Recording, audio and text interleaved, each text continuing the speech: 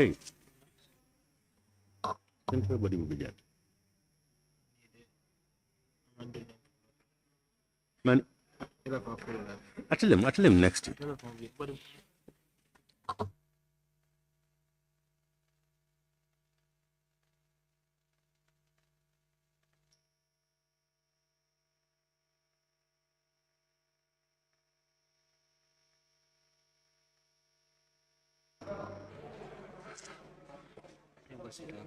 Honorable members, I now call on the honorable member for Basse.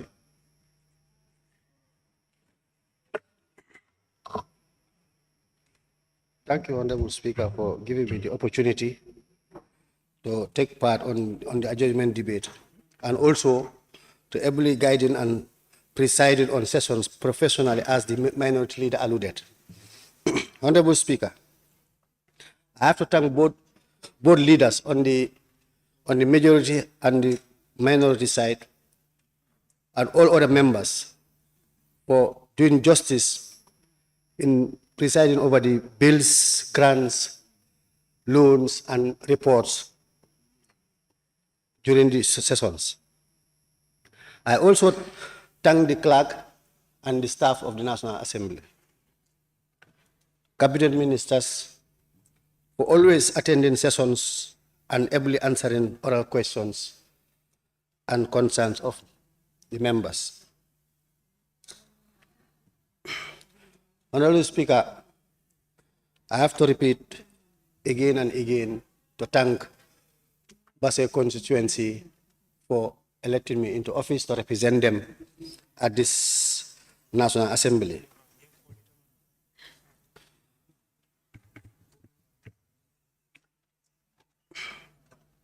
Honorable Speaker, it is a concern to me and the people of Basse on the newly constructed market of their leadership or authority.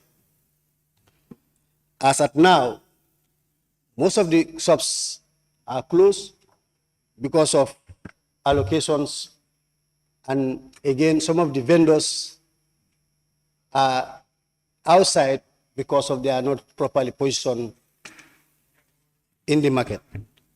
And I want the Honorable Minister for Local Government to swiftly act on this and decide who is responsible or who is mandated for the responsibility of the market and to manage the market's affairs. For the Honorable Minister for Information, I want the Honorable Minister of Information to prepare a strategy on the upgrade of the GRTS and TV in Basse and URR as a whole. The institution is given a vast land to house or accommodate any structure or development in that area. The people of URR and Basse want to be seen on live coverage and on the panel. Honorable Speaker, I am humbly asking the Honorable Minister to act swiftly because we also want to be heard or want to be seen on the panel. Honorable Minister for Interior and Defense, this is also a concern to me and the people of Basse and URR at large. Nowadays is an issue where Basse or the surrounding burglars smuggle from Senegal, and they have their counterparts within Basse who will always harbor them, and they break shops, homes, and loot, escape to the territory of Senegal, which is very common nowadays. And even if you report the case to the police, they were nowhere to be seen because they are not living in Basse, neither within the surrounding of Basse, because they reside in Senegal. Motorbikes are stolen in numbers every 1 or 2 days. You buy your motorbike today, you go to the mosque, you park it, before you finish praying, you will not see the motorbike. It's been taken. You park your motorbike at your home, it's been taken. The question is now, where do you park your property? So I want the Honorable Minister of Interior and Defense at least to look at the security of the lives and properties of the people of URR and Basse at large. Honorable Speaker, on the Minister of Finance and Economic Affairs, I want him to look into the affairs of the commercial banks on their issuing of loans when it comes to the interest percentage on the principal, which is a concern to so many members, because the disclosure during the process and after the process, the disclosure is different. And in business law, law of contract, all material facts to the subject matter must be disclosed at the inception. And for them, they don't disclose this at the inception. So, and I think it is important for them to disclose them at the inception. Because the 80% they will tell you, or the 15%, they always say it's 15% or 18%. You, as a layman, you might think that it's at the principal, on the principal, but whereby there are other factors which they include in that charges or the interest, which is never been disclosed to the customer, because they know or they knew he might be desperate to get that loan, so he'll not even bother to go further. But when you start to see the deductions, then it's time you start to feel the pain. Then you come and ask, they tell you already the contract is ongoing. So I want the Honorable Minister to look into that and address that issue, because it's not fair. They don't disclose material facts at the initial stage.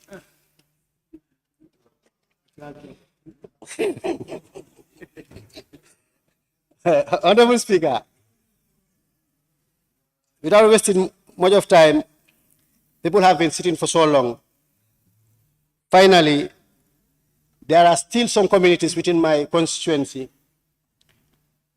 since at the attainment of independence, they are lacking these facilities or they are in need of these facilities. One is good road network, two, clean born drinking water, and electricity facility. I know the government of the Gambia, through their line ministries, are trying to make it possible for these communities at least to have these facilities. But again, I still have to speak on their behalf, appeal on their behalf, to make sure at least they can also have these facilities, because it's a need, and they also need these facilities on these line ministries to put into consideration. Honorable Speaker, I thank you. I beg to take my seat. Thank you.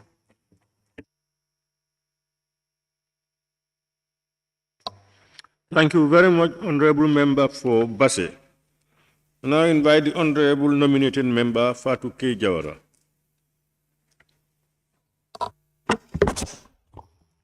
Thank you very much, Honorable Speaker, for giving me the floor. Honorable Speaker, I apologize for the unfortunate incident that occurred on behalf of the female NAMs. Honorable Speaker, I would like to acknowledge the presence of the cabinet ministers here and to further start my contribution.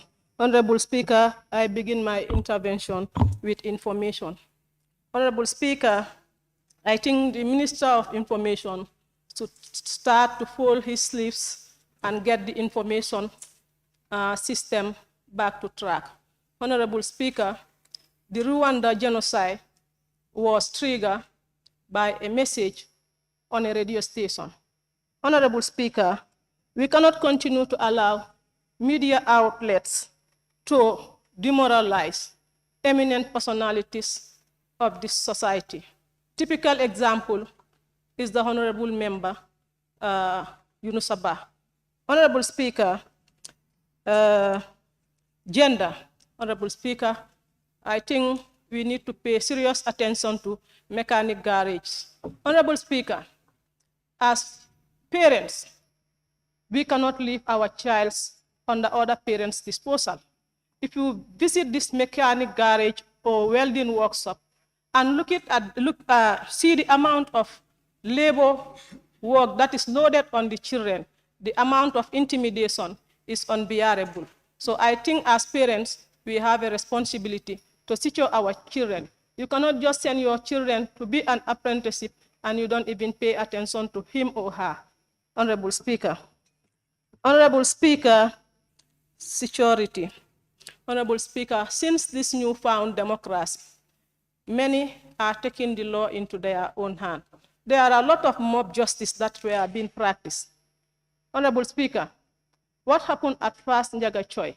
The attack by the robbery attack by a security personnel is a reflection of what we did to our security forces. Honorable Speaker, a security officer that was injured at Sanya, who mated that injury in that security officers? It is not our own self.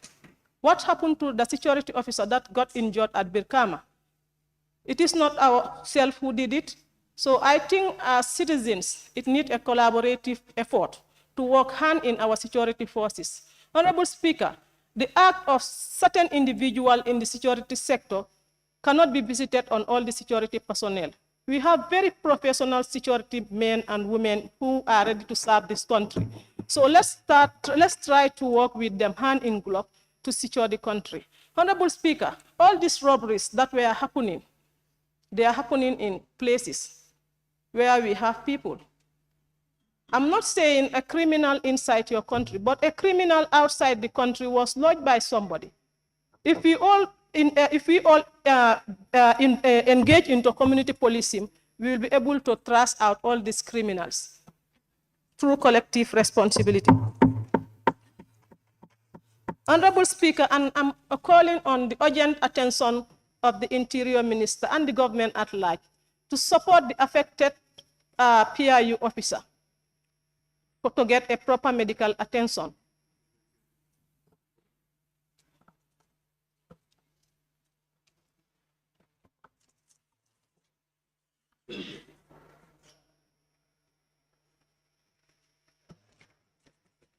And even to create a risk allowance for the security officers who get victimized when they were serving their country.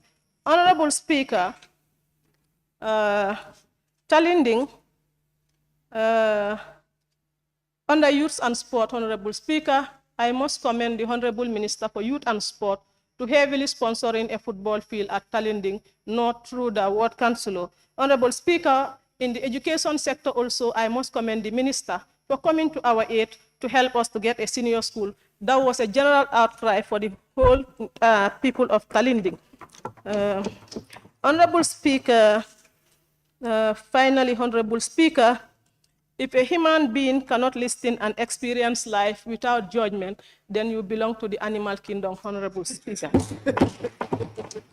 Honorable Speaker, I heard from members challenging the decision of the head of state that he make an opinion, which is just an opinion, Honorable Speaker. Honorable Speaker, but what is wrong today, what is right yesterday cannot be wrong today. Honorable Speaker, I think it's good that the president speaks sometimes because people are just lying in their graveyard. They will not move until when the president makes any statement. We are all here when we are all here. When the president makes a statement that he's going to set a commission, he was threatened by people's godfather that he should not set that commission. Where were they? And they brushed that under the carpet. When the person in charge of that statement also was found of not paying a tax, he went to the court to clear that, but there is no avail. So let's make the game clean. If you want to make the politics for a game of attack, the door is open for you.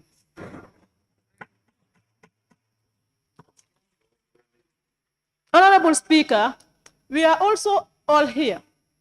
When he make an interview in a particular radio station with a journalist saying that if he went against the current president, only a boss eyes will see that.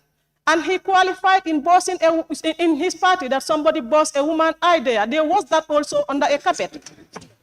And those visually impaired feel intimidated in that statement, but they never condemn that. So why are they so much particular concern about the president's statement? Honorable Speaker. Honorable Speaker, I had a member also saying that some appointees like foreign service were given to people who lose election. Let me tell you, some people lose election, but they were still strong in their consequence. As a saying goes on, the ballot token that people qualified to represent them in parliament is from the people. But the leadership career was given by Allah subhanahu wa ta'ala. That is why I am here today. Even though I cannot get voted, but I came back here through the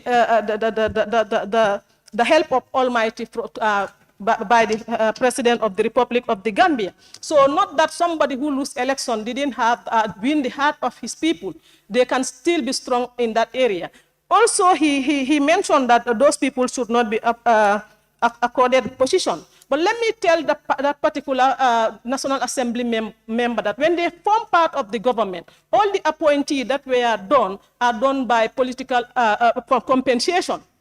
So where were they by then? All those appointees were done through a political compensation. Let me tell you, there will be no government in this country here who will not have a package for compensation. Even they themselves who are looking after that position, if they come, they would have behaved worse than the president did. So let's make the game clean.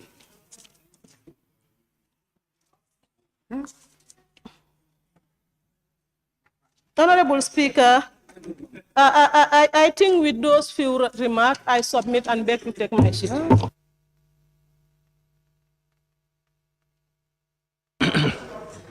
Thank you very much, Honorable Nominated Member Fatou K. Jawara. I now invite Honorable Member for Central Badibu. Thank you, Honorable Speaker. Honorable Speaker, I would like to thank the government of the day for the following projects that are undergoing in Central Badibu. A road construction from Bani, Salikenye, and Jabakunda, a health facility in Salikenye, agricultural small ruminant project in Jambekunda, and Samba Kumbaya. Honorable Speaker, these are giant projects which were approved by all of us here in the Parliament.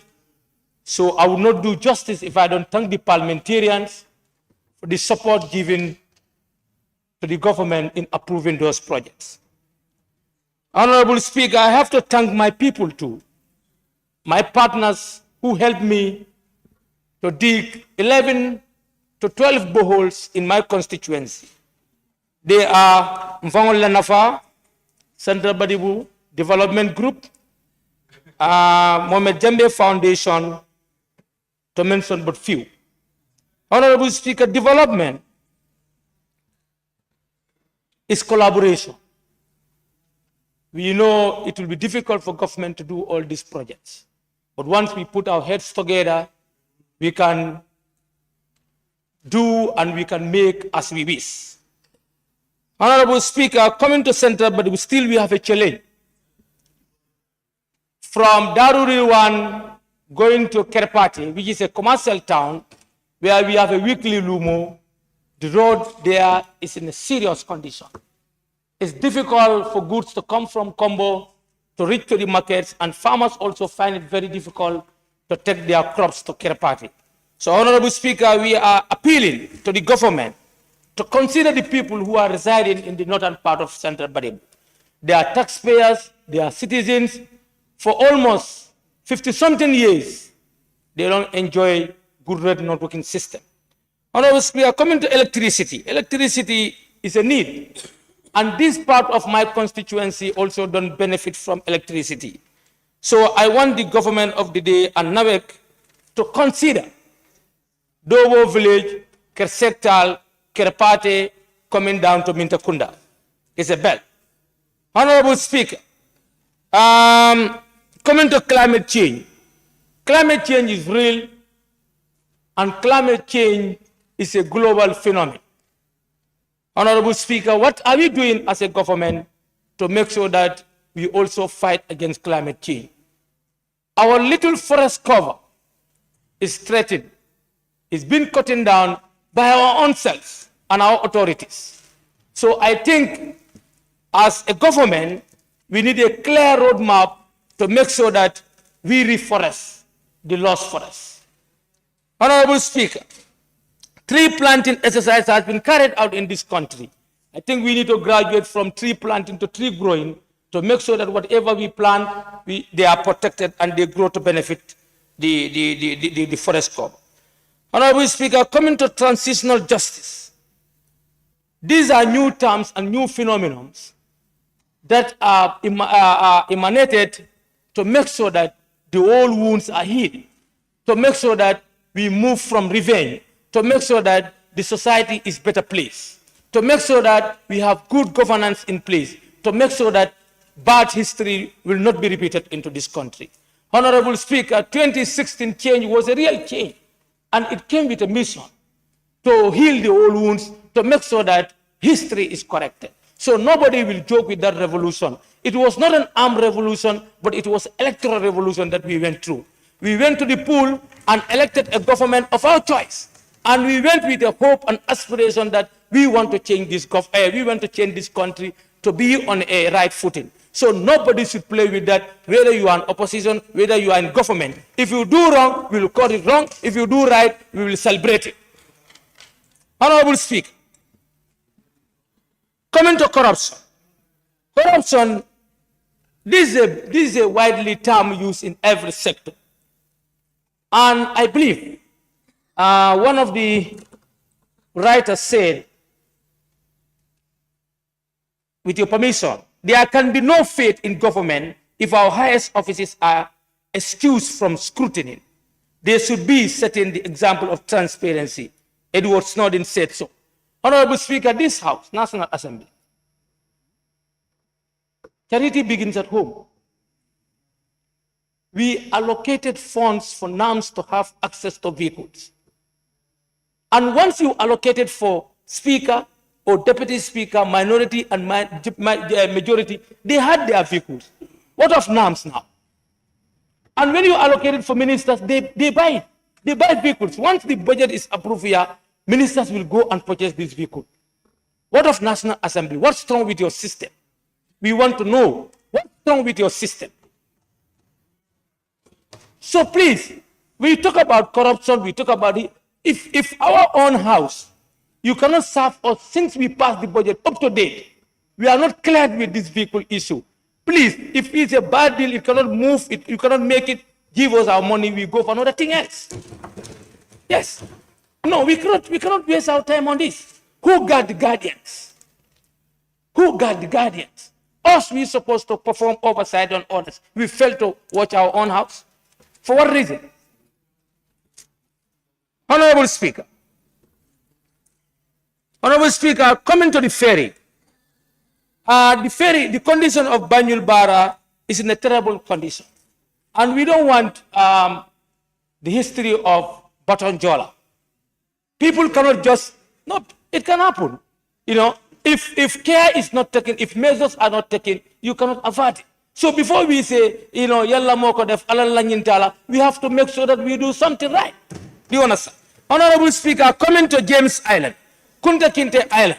This is an island that can be a source of income for this country. It can be a source of employment for the youth of this country. Honorable Speaker, the island is dilapidated. The island, we allocated a fund to that island from this National Assembly. The minister up to now cannot give us any clear information about that fund. Is it that the fund cannot be accessed through him or what? We need to be informed. Anytime you put a question on him, he will not answer the question, but start to make a story out of it. We are tired of stories. We want to know if there is a problem in allocation or Ministry of Finance is not giving ministries fund to implement projects. Let the House be clear. There are so many projects that we thought by now they will be history. They are still hanging. What is the problem? The ministers should be so frank to us to tell us if Ministry of Finance is not giving them funds, or if there is no fund in our coffers, let's try to maximize use of funds. We cannot just be making dreams. We cannot be approving projects 3 years, 4 years. You go there, you cannot see anything. Honorable Speaker, coming to sustainable soil management. Our soil is infertile. I still have 2 minutes, Khalifa. Our soil, the fertility of soil is still in question. The productivity is getting lower and lower.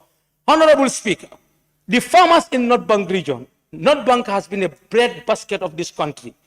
If you go to the report written by Bachir Rice, he said he crossed through North Bank and in the boat he saw hen, goat, and rice.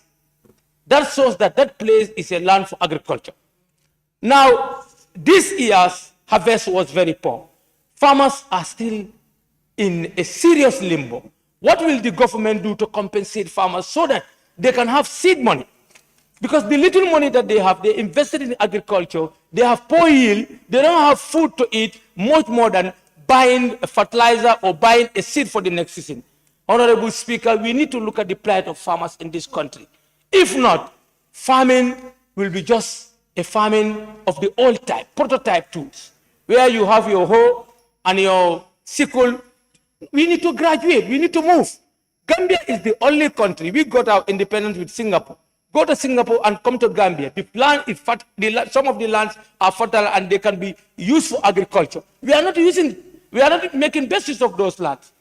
So we cannot just be importing Pakistani rice. And some of you are not eating that rice. Honorable member of Opanyomi, you are not eating. You are buying basmati. A poor man in Badibu Salke cannot buy basmati.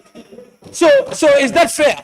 And you are the chairperson of agricultural community. You are going with them. We want to see results. We want to see results. Thank you.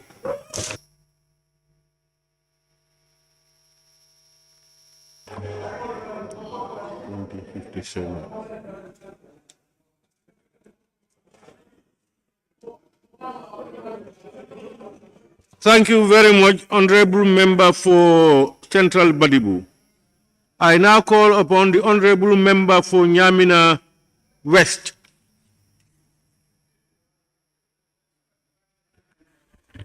Thank you very much, Speaker. Well, okay, that agree chair, my chairman. Thank you very much, Speaker. So I join my colleagues too to thank the clerk, his office. I also thank my fellow NAMs who has been here since the beginning, and also I acknowledge the presence of the honorable ministers present here. First of all, I start with my constituency. I also thank my electorates who voted me in, and in my constituency, Nyamina West, CRR South, CRR being the bread basket of this country, CRR South, or CRR being the bread basket of this country now, where Nyamina West is found, we were well known for rice production, but due to certain issues on climate change, like he mentioned, Central Badibu, we are also affected. The salinity has pushed into our furrows, and now, after so many years, the furrows left followed, they are bushy. But first of all, I have to thank the Ministry of Agriculture and the current government that has helped some projects on the construction of feeder roads to the rice fields. I've said it the other time here, through the NEMA project, we were lucky to have 3 feeder roads to the rice fields. That is the Malikunda, Sokunda to the Faros, and Sambang 2 roads. So already we have some roads to the Faros, but I'm asking the Honorable Minister now, what next? Because the forests we have followed almost 10 years and they are bushy and the soil has intruded. So there is no way now that we can enter those furrows. So what will be next stage? Because the government will not also spend a lot of money on those roads, and then there is no other step in the right direction for helping the community on machineries to get into the furrows. Come to education. Honorable Speaker, I want to put the attention of the Minister of Lower Basic Education that our schools, Mount Carmel Primary School, where I went to school, is a mission school. It's a very old school now, and most of the infrastructure there are dilapidated. I went to his office for help, and I am aware the plans with MRC Holland Foundations, including Sambang Upper Basic, for her to help us beat, because the need we are so much in need of help for rehabilitating these schools. The Mount Carmel School is old, and the Sambang School Gada was built by a project that was handed over to the government now. But all the houses there are dilapidated. So we need help. In essence, I just want to remind her, but I have been going to her office on these issues. And I also have to thank her for accepting and helping us with the senior secondary school at Sambang there. We have a problem with that school because of the role, and we are to disadvantage to Dankunku, because in Sofa Nyama, most of the students from grade 6 will now move to Dankunku for grade 7, where they transit to Dankunku Upper. And that is, that's my catchment area. And I think the minister should help me so as to the catchment area policy to be implemented, so that that school at Sambang Senior School will not fade out. And we wouldn't want that school to be closed, because after some time, if the role is not improving, it will be closed. And it's not that there are not students around, but some of our students are going to Dankung. And some of the students from Dalaba, which we are supposed to be in Sambang, are also going to Jareng. So in essence, we are at a disadvantage. But the minister and the ministry have to step in. Coming to health, Honorable Dankunku have mentioned it here over and over. The Dankunku Health Center is always congested due to the fact that there is no health center in Nyamena West. So all the time, the patients in Nyamena West are being transported to Dankunku Health Center. And that place also is congested. There is no electricity at all. So you can imagine a congested health center without electricity. So it's a burden. Let the minister help us for Nyamena West, the Nana health post to be transformed to a health center. That will help the Dankunku health center also. Road network. Honorable Dankunku, we are so connected that you cannot do major projects in my site that does not affect them. So he stated here about the ferry link connecting to Kauru. This is the main road from Choya to the wharf. This road is on bad condition.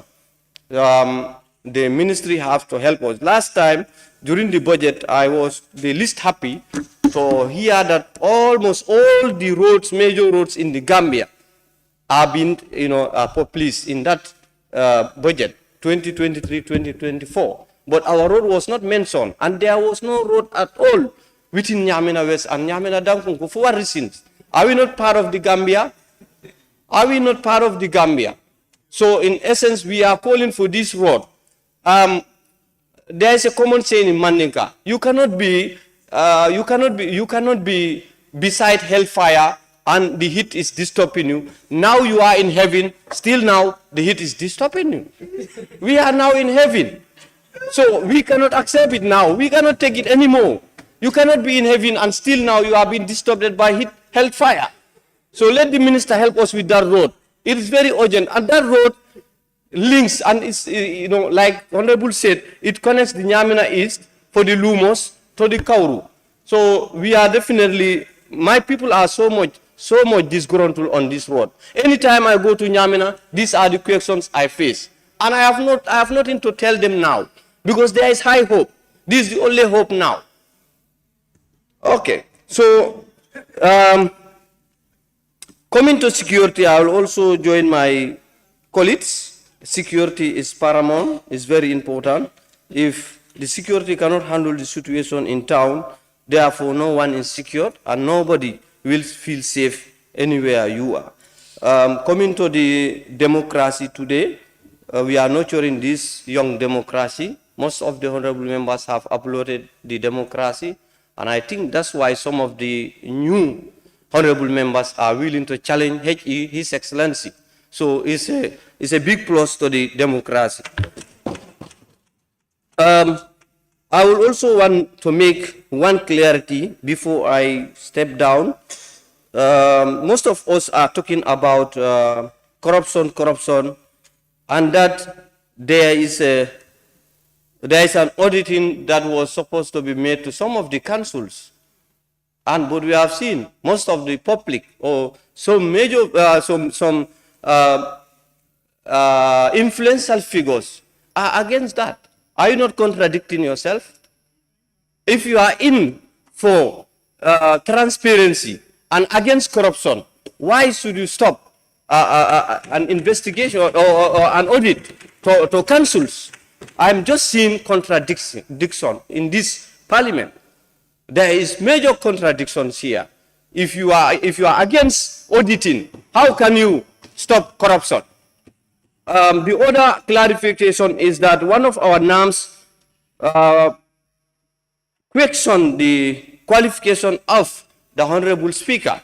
I will just refer you to section 89 of this Constitution, where it stated the qualification of a honorable member of parliament.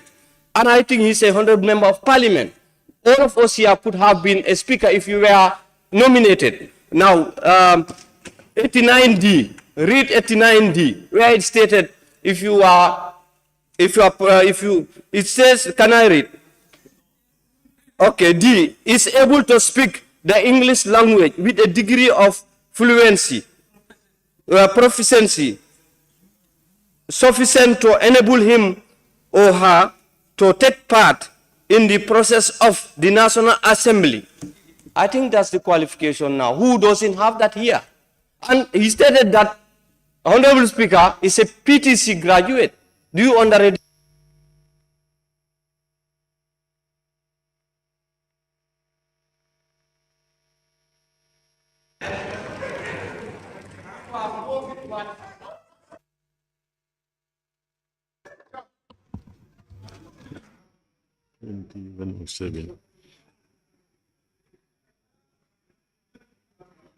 Thank you very much, Honorable Member for Nyamina West.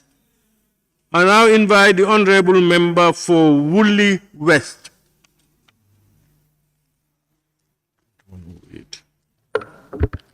Thank you very much, Honorable Speaker, for giving me the floor. Let me also thank Honorable Ministers present here. Honorable Speaker, I would also like to use this opportunity to congratulate the Deputy Speaker on the award, winner of the African Lawmaker of the Year. Congratulations, Deputy Speaker. Coming back to my constituency, Honorable Speaker, I may not talk much because I was able to discuss with Honorable Ministers. They have given me hope on some of the problems that I'm having in my constituency, like that of the water issue.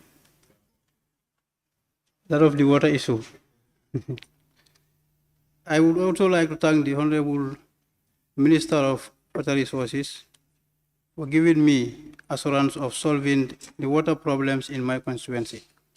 That you have the already drilled boreholes in Chamoy Bunda and then Kolibantang, Parato, and Limbambulu, and also helping me to drill a borehole for the people of Gunjur Kuta, Sare Gayo, and Gunjur Jeka. Honorable Speaker, coming back to education, I also spoke to the Minister of Basic and Secondary Education here. She also assured me of supporting some of my schools with school furnitures which most of the schools are always complaining to me of. Honorable Speaker, coming back to the life and then of police officers in Sine-Die. The police officers in Sine-Die are facing a lot of challenges when it comes to transportation and even network. They can't operate their duties as expected because they have these two major problems. They are not mobile. Mobility is a very serious problem for them. And then even to get a correct network is another issue. So if you look at Sine-Die station, they are covering all the way to Woolly East. They are covering both Woolly West and East and even some part of Sandu. So I'm appealing to the Honorable Minister to help these police officers with a vehicle so that they can be able to do their patrol as expected. We heard of the last time the report that was given to us by the Honorable Member for Woolly East.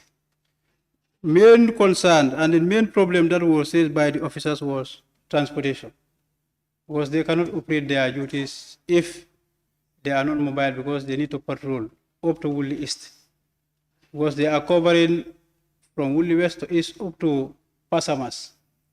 So if you look at, they have only maybe, they don't have even a motorbike. You have another station in Yerobawal, it's the SIS station. They are also not mobile. So mobility is a serious problem for my security officers in my constituency. Honorable Speaker, coming back to electricity. Electricity, we are promised that we will get electricity, but there is no sign as of now in fulfillment of that promise.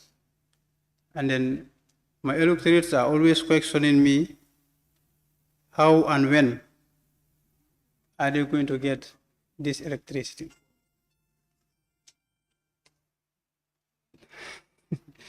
Honorable Speaker, let me also thank you so much. You indeed demonstrate a good leadership skills, but as the saying goes,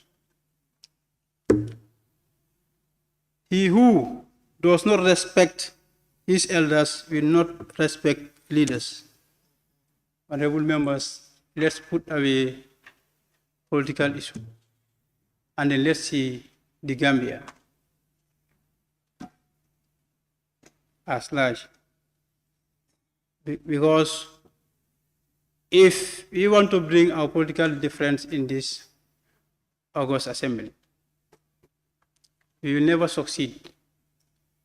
Even the complaint that the Honorable Central Baribu is saying here about these vehicles, it's because we are not united. We are full of side issues, that's why such things are happening. If there was unity, we would have, by this time, we would have got our vehicles and then something else would have happened. It's because of political difference. You have the right to belong to any political party that you wish.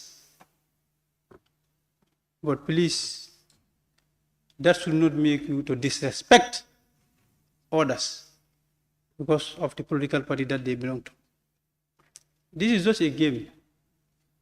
We came from different backgrounds or different constituencies, but we are all Gambians. We met here. Let us collaborate, unite, and make sure that we have development in this country. Let us stop the blames and complaints. If you feel something is wrong, you as a leader, you initiate, bring your decisions or ideas. We join together. We implement them if they are positive.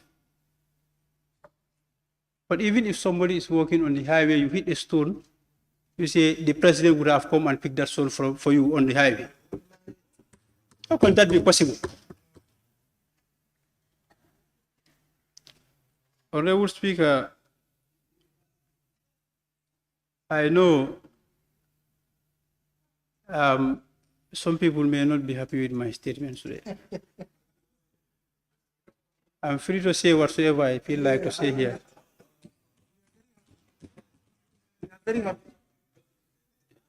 Being opposition or being a ruling party member is not a crime. But see yourself as a Gambian. See yourself who is ready to maintain peace, unity, and development in this country. Honorable Speaker, thank you very much.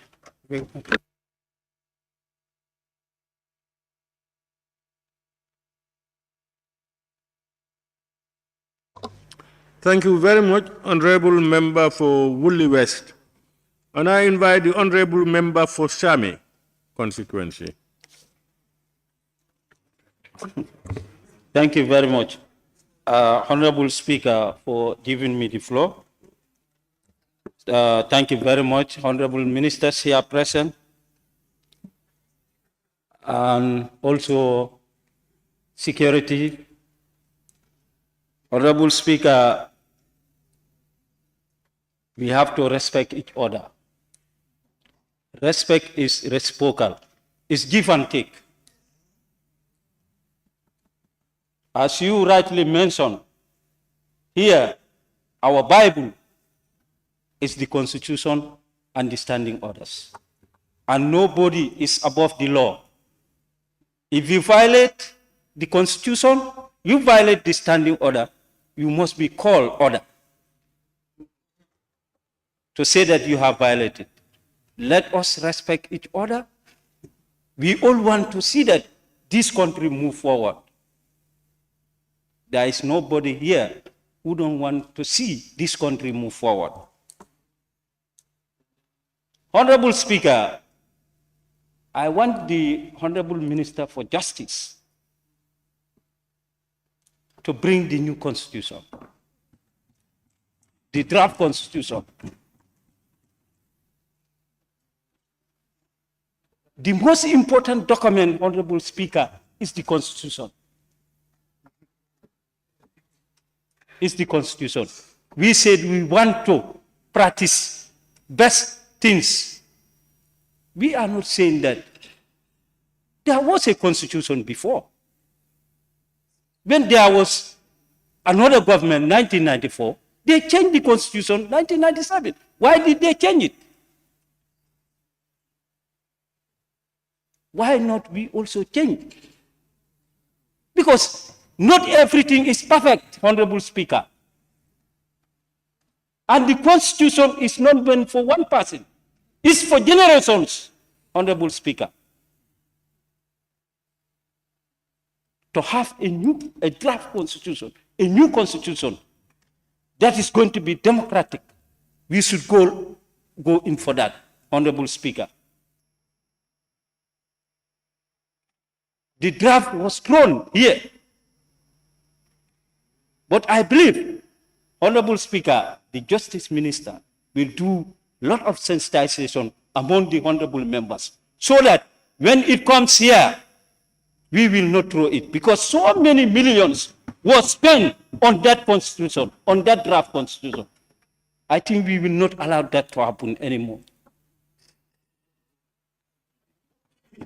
Honorable Speaker, there are many issues there. Even if you look at the Local Government Act, in those days, we vote in our district chiefs, those who are going to represent us. But it's no more. It's the president that appoints those things and other issues. The Land Ministry is not here, Ministry for Local Government and Land. But I love for him to be here. Why? Why is it that the alcalos were receiving $3,000 monthly, but now some alcalos are not receiving? What is the cause? I want the Honorable Minister for Land to tell us this August Assembly, why that is happening. How can you start paying salaries for people and you stop it, and others have it? Why? Honorable Speaker, so many projects started here, especially agriculture. Where are those small ruminants projects? Still now, there are things that they should do into our communities. We don't see those things. And the minister is here. The chairperson is here. And other committee members, you should be engaging. You are our mouthpiece, Honorable Speaker. They are our mouthpiece. Honorable Speaker, I want to thank the Committee for Tourism, Arts, Youth, Arts and Culture. The other time they went up to Munko Park. There is also a project in Munko Park under tourism. I visited that site, Honorable Speaker, last month. I was not happy with that project. I want you to call the Honorable Minister for Tourism. You call the committee, call him. And the duration, Honorable Speaker, of that project is three months. They signed that project 29 April 2022. 2022. Go and see that place. Almost about what they see, that is 4,039,844.60 bututs. But go and see. It's a failed project. It's a failed project. Something that should complete within 3 months. Since 2022, almost 1 year, they started fencing. That fence is not, in fact, completed. They start security room, is not completed. Toilets is not completed. And what the project entails, those things are not yet done there.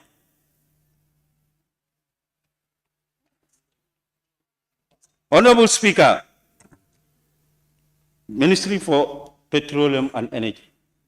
Honorable Speaker, almost 39 communities in my constituency all have, the poles are erected. They are erected, they put wires on it. The Honorable Minister for Petroleum is not here, but there are still communities that they are asking me because they don't see the poles. So I would like him to clear my doubt. Those remaining communities, when are they going to see the polls? When are they going to see? Because they have seen already, very soon, I think, maybe before the rainy season, we'll see light, maybe, hopefully. Because they told us that before Ramadan, we will see light, but we don't see. But I believe maybe before the rainy season, we're going to see the light. So, the polls are there already. Honorable Speaker, water. When I say water, I'm not saying that the government did not do anything. The government have done a lot. But still, there are challenges. When you go to certain villages in Same, there is still water shortage in some of the villages, Honorable Speaker. Even my own village, in the morning when you go out, I don't want to see, in fact, ladies pulling rope. For how many years? This is why, Honorable Speaker, I want to put all this to the National Assembly members. The CDF, the Constituency Development Fund, let us increase it to 5 million. Let us increase it for 5 million. Yes. Let us increase it. Because why? You and I know that if I have that money, if any contractor is giving that, you must do what is expected of you. You must do. You see, these $300 that $300,000 that they gave it to us, I look at the needs of my people. I know that there is no water. So I look at all wells. I look at all wells and turn those things to a borehole. Honorable Speaker, I want to look at what health is still an issue in CRR North. There is no major hospital there. Let me just summarize that. Let me go to transport. Honorable Minister, I hope you don't forget about our ferry, Bansan Ferry. It's serious. There was a time there was serious accident. I hope you don't forget that ferry. I remember I made a question here. You told me that maybe in February we're going to see a ferry, but we don't see yet. Before something was.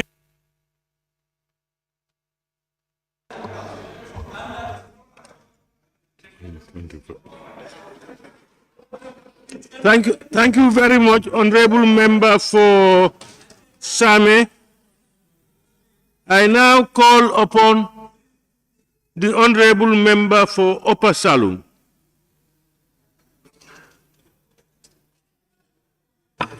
Thank you very much, Honorable Speaker. As I want to take this opportunity also to thank everybody for really contributing immensely and for also working together as a team. Because that's the only way that we can achieve something as a nation. There are a lot of hopes on us, and I think we need to work together and throw away political sentiments away. Like Honorable Sine-Die used to say, that when you come to this house, let's leave everything behind and come in here as Gambians and talk to each other and work together for the common good. But Honorable Speaker, I must say one thing going forward. You see, in 2017, 2018, 2019, I used to make a lot of noise here about Upper Salum. Because the noise was about the predicament of my people. Because if you look at the economic indicators, all of them, it was pointing out to Upper Salum as one of the poorest in the Gambia. Now things actually have started to change, and I must stand here to thank those people or those ministries that's making it happen. And I will start with the Minister of Water Resources. Honorable Speaker, when I came in as the representative of Upper Salum, I can tell you more than 70% of the population were struggling with clean drinking water. Today, I can stand here and report through the Ministry of Water Resources and Fisheries and Water Resources that they have already completed 11 sites in Upper Salum already, and they are in use. I can also say today also, there's also 2 other sites clustered through the JICA project that is doing about 10 more villages, and the works as we speak right now, the work in progress, and we hope in next 2-3 months the work will be completed, and that will cover another 10 villages. At the same time, Honorable Speaker, there's also a concurrent ADB project covering 3 clusters for an additional 12 villages in Upper Salum. So all in all, the government intervention in Upper Salum has touched the lives of 31 villages in Upper Salum. And I'm very happy to report that here. Now, when you go in terms of schools, some of my people were walking 3 to 4 kilometers, some of them up to 7 kilometers to go to school. But with the intervention of the government, Honorable Speaker, they've built the school of Porli, Tamba, Jaring, and they are all in use with water supply, classrooms, furniture, and staff quarters, and they are all in use. And the 4th one is going to be in Keri Isap. It has been approved to be built. And when this is completed, I can tell you that there is nobody in Upper Salum that will walk a kilometer to go to school. And that's a big commitment for the government. Now, in terms of health, again, it's one of the biggest in the area, but we didn't have any major or minor, like the member for Sami said. You are right. So now the government has decided to build a minor health center. The work actually has started, and the project approximately is going to cost over 70 million, and the work actually has already started, even though the work is slow, but I think it's a step in the right direction. So we want to thank the Minister of Health for taking care of that. Now, at the same time, also, we have a philanthropist that also built a minor health center in Keroldi. The work is already completed. Now, the only thing we are looking for is for solar power and the staff to make this clinic work. So we are asking the government to help us, through the Minister of Health, to get the solar, because we don't have electricity in Upper Salom. We don't have anything. Yeah? But very soon we'll get it. Yeah. So I think that's going to help us a lot. On the road network also, Honorable Speaker, I can stand here to report that from Kerjibi, through the Bantantos, through the Batis, through the Nyanija and Nyani, the work actually has already begun. And today, as we speak, they have started laying tar from Kerjibi to all the way to Keroli. They've started laying tar on the road. So we want to be grateful to the Minister responsible. Minister of Works, yes. Now, another intervention, Honorable Speaker, which is really very important for the women of Upper Salom. Through the CDF, the government intervention, and myself, we were able to put over 20 million machines in Upper Salom for the past 3 years. Over 20 million machines. Through government intervention, through the CDF, and through myself also. So we are able to put over 20 million machines in Upper Salom, and that's really helping the women of Upper Salom, and we are really very grateful. Thank you. Now, Honorable Speaker, to continue right along, I also need to point out certain areas that I think we also need to work together. And I will start with energy. I don't need to repeat that there is no electricity in Upper Salom, but I'm aware that the project has already been signed, and the contract has been already been given, and the work can start any minute from now, and the project will take 2 years to complete, and which means over 75% of Upper Salom will be electrified in the next 2 years. So we are also grateful for that. And Nyanija, yes, our neighbor. And there's one particular area, Honorable Speaker, I need the Minister of Energy to take a look at. That is the issue of water supply and sanitation in rural Gambia. You see, we are giving boreholes, wells to villages, and these are difficult to manage. And in 2018 here, I stood here and then said, maybe the government needs to look at NAWEC in totality and divide NAWEC into two. That is electricity and water supply. And let NAWEC take up the responsibility to supply water in the rural Gambia and allow the Minister of Water and Fisheries to concentrate on other areas. Because now, if you go to Upper Salom right now, we are talking about almost 30-something boreholes. If you go to other areas, more than 500 boreholes across the country, all individually managed. And these are difficult to manage. So I think it's about time the government take a bigger picture, take a look at the rural water supply and ensure that they cluster them together and provide it, and then they get the support. People will actually pay. But if you want one constituency, 40 boreholes, one constituency, 27 boreholes, and you expect the community to manage all that on their own, it's going to be really very difficult. And I think there's a need for us to take a look at that for the rural water supply. Now, for the Ministry of, let me go to Foreign Affairs. I said this here a few days ago about the issue of those of us in the African Parliament traveling to South Africa. The National Audit Office, internal audit, also going to South Africa is very difficult. And I'm aware that the South African government has extended a hand to the Gambian government with an agreement that they will exempt visas for diplomatic passport holders and service passport holders. And I urge the minister to make an effort as quickly as possible. In fact, we are going back in May, and we want to go with him so that he can sign all the necessary documentations. Because this is really very urgent. Because it's very difficult. You go apply visa in Dakar, come back here, somebody else goes back to apply to correct the visa. That's extremely difficult. So, Honorable Minister, we want you to work on that and ensure that we can go together in May if you want, and then you can sign these things as quickly as possible.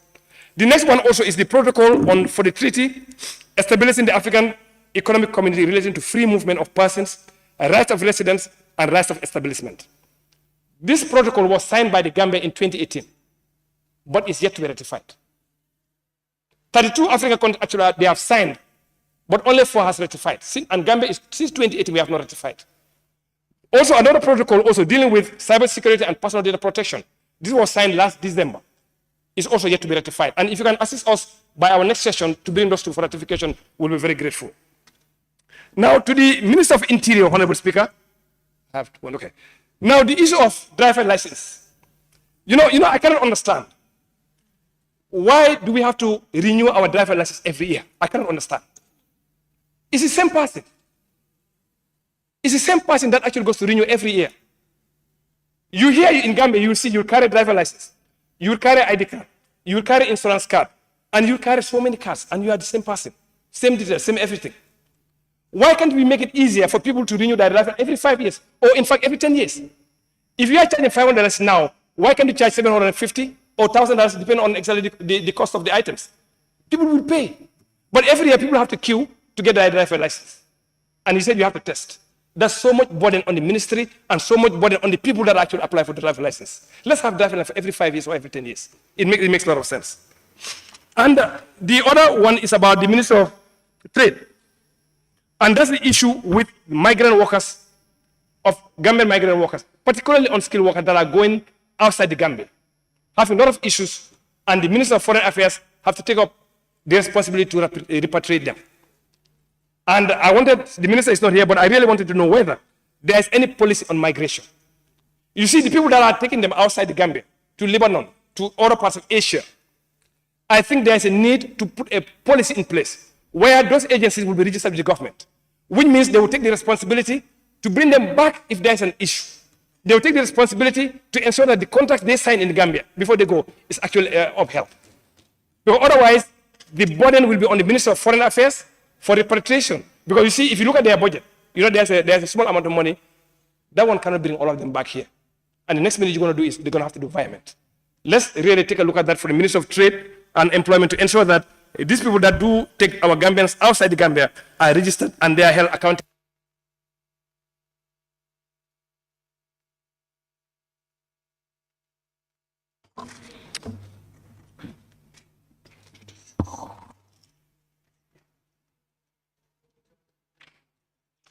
Thank you very much, Honorable Member for Opasalu. I now call on the Honorable Member for Ol Yundum.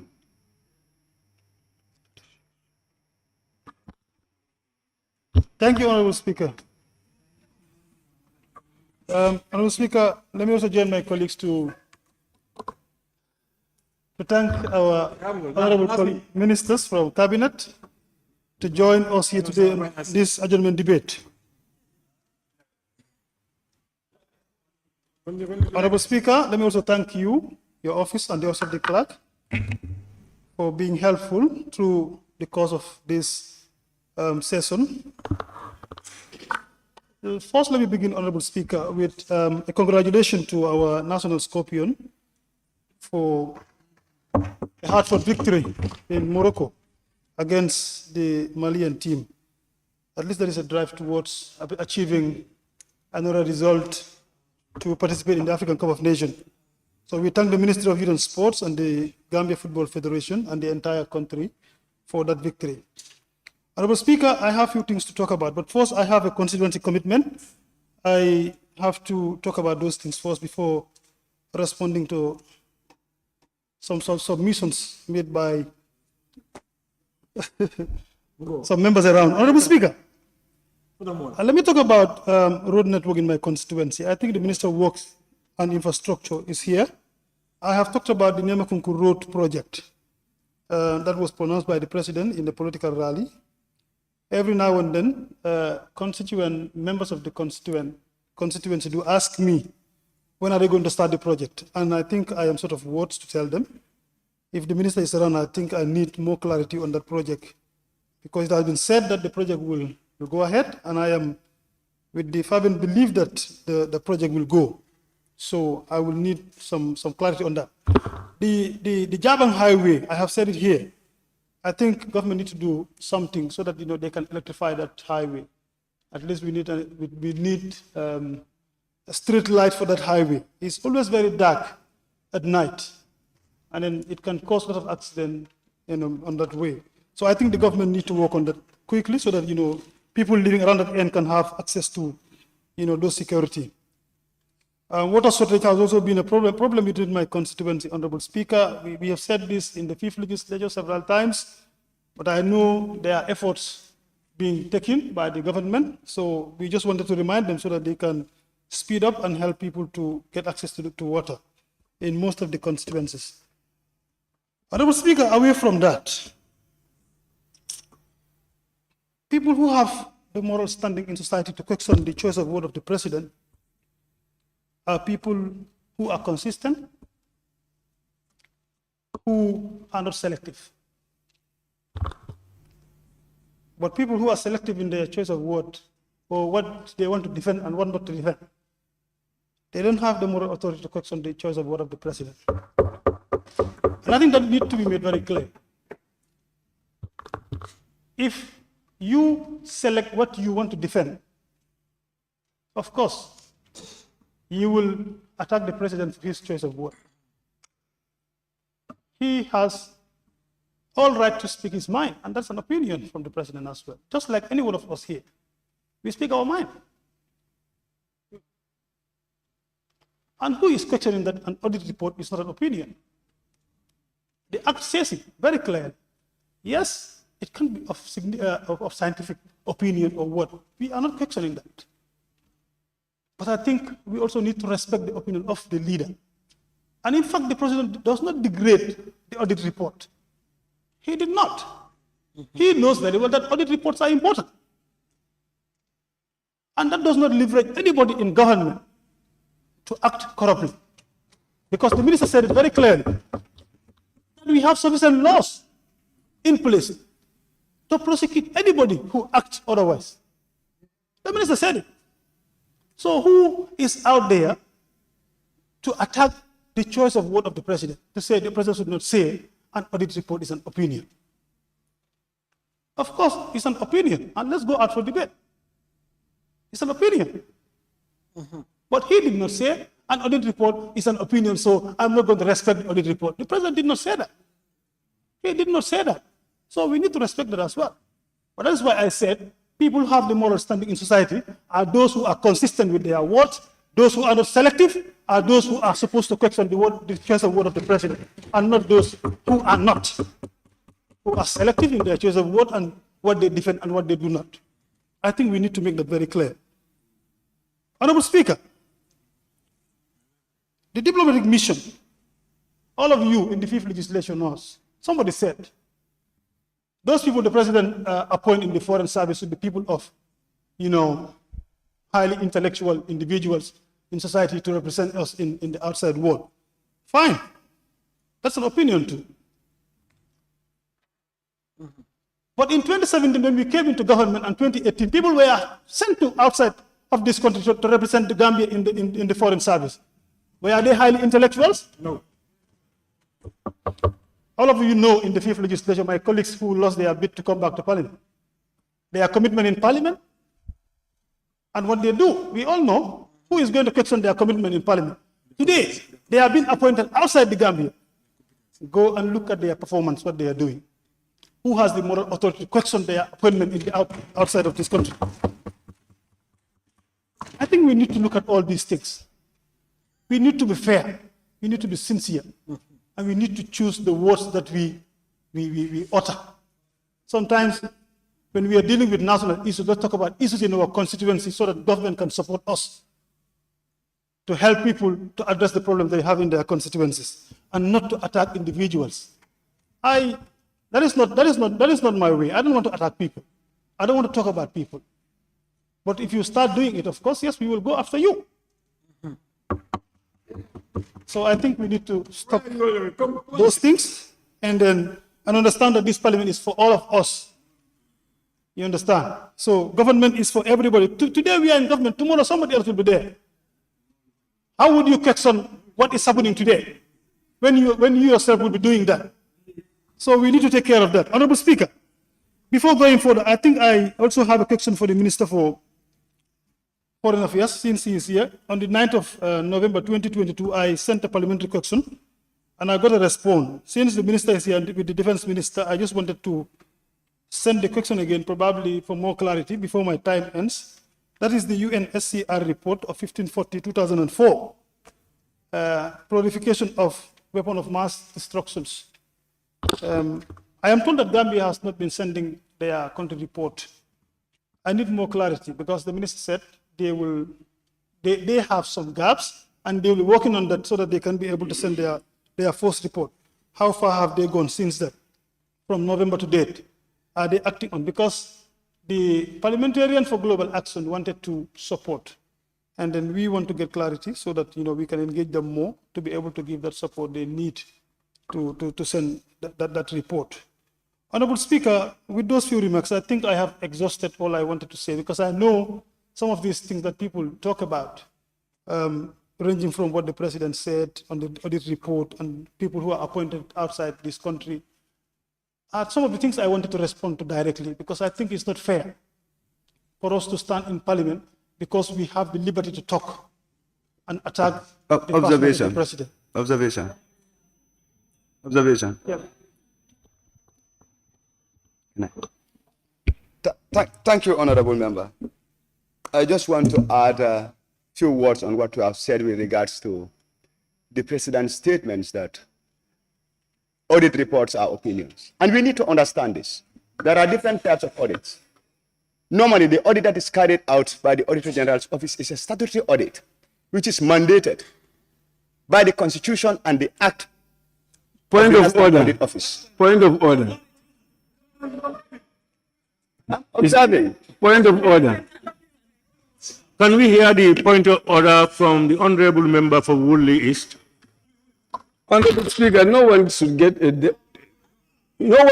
2 times chance. He's taking 2 times chance. He's repeating what he is saying. He's not making any observation. Honorable Member. Yes, Honorable Member. The right to leave for the Honorable Member to observe is the one who was speaking.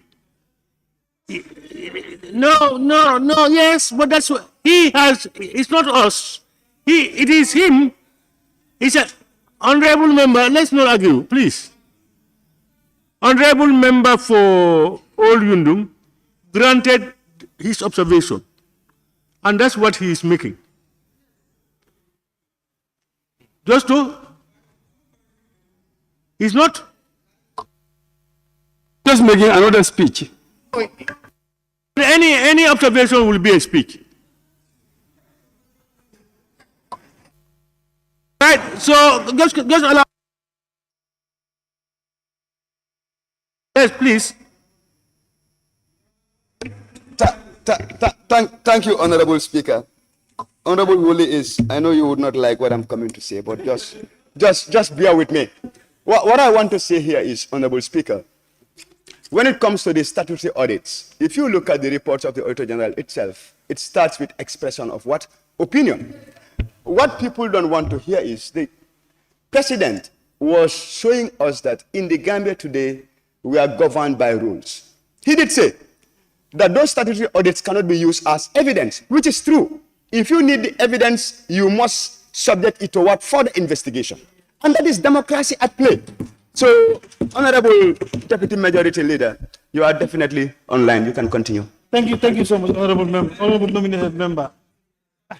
Just to wrap up, Honorable Speaker, I have 2 more minutes. I think your time is, well, I can only give you 30 seconds. No, Honorable Speaker, I was 2 minutes. You were 2 minutes. The observation was not my fault. No. No, Honorable, no, that's not the Honorable Member for All Yundum. 2 minutes. You know you have the clock. I'm equally timing every member from my own, because when I break you off and you put off your microphone, the time starts. So if you have spent 7 minutes, it starts from 1 again. And me, I will have known that you have spent 7 minutes, so you have only 3 minutes. Do you understand? So when you gave up, you put up your mic, he started. But you gave him the chance. And it's your time. That's why I'm not giving you more than 30 seconds. Honorable Speaker, that's not in the standing order, that if you give anybody a chance to speak, to observe you. Yes, you allowed him to observe you. Now give me 2 minutes, please. That was not my own. If I had granted it, I would not add it to yours. Do I have 2 minutes? Thank you, Honorable Speaker. So I just wanted to add something. Those of you who are downgrading the diplomatic mission, when I traveled to Belgium recently, a Gambian working for the Gambian mission in Belgium, you know, despite the fact that they live in Belgium, but they suffer. Not because the ministry is not taking care of them, but because Gambia doesn't have money to pay them. Even in their house, they don't have a proper heating system. They are sacrificing. And here we are to downgrade that people of competence should be appointed in the foreign service, when you know they have served this country to the best of their ability I don't think any member have the moral authority to question that. Honorable Speaker, thank you. Thank you very much, Honorable Member for Old Yundum. Honorable members, before I call on the mover of the motion, I want to invite His Excellency the Vice President and Cabinet Ministers present here who wish to reply to issues raised regarding their portfolio's responsibilities. I have a list of, I've just had a list of honorable ministers here present.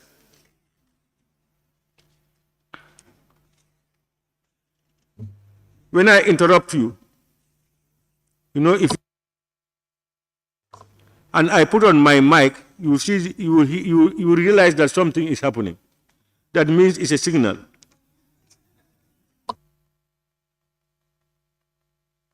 I now call on the Honorable Minister for Transport, Works and Infrastructure to take the podium and try to respond to concerns raised by honorable members.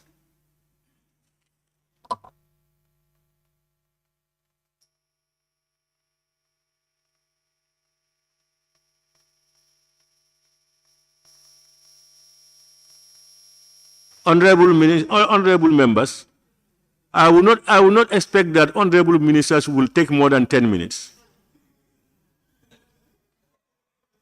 So whatever you want to say, you make sure you say it within that 10 minutes. 10 minutes is?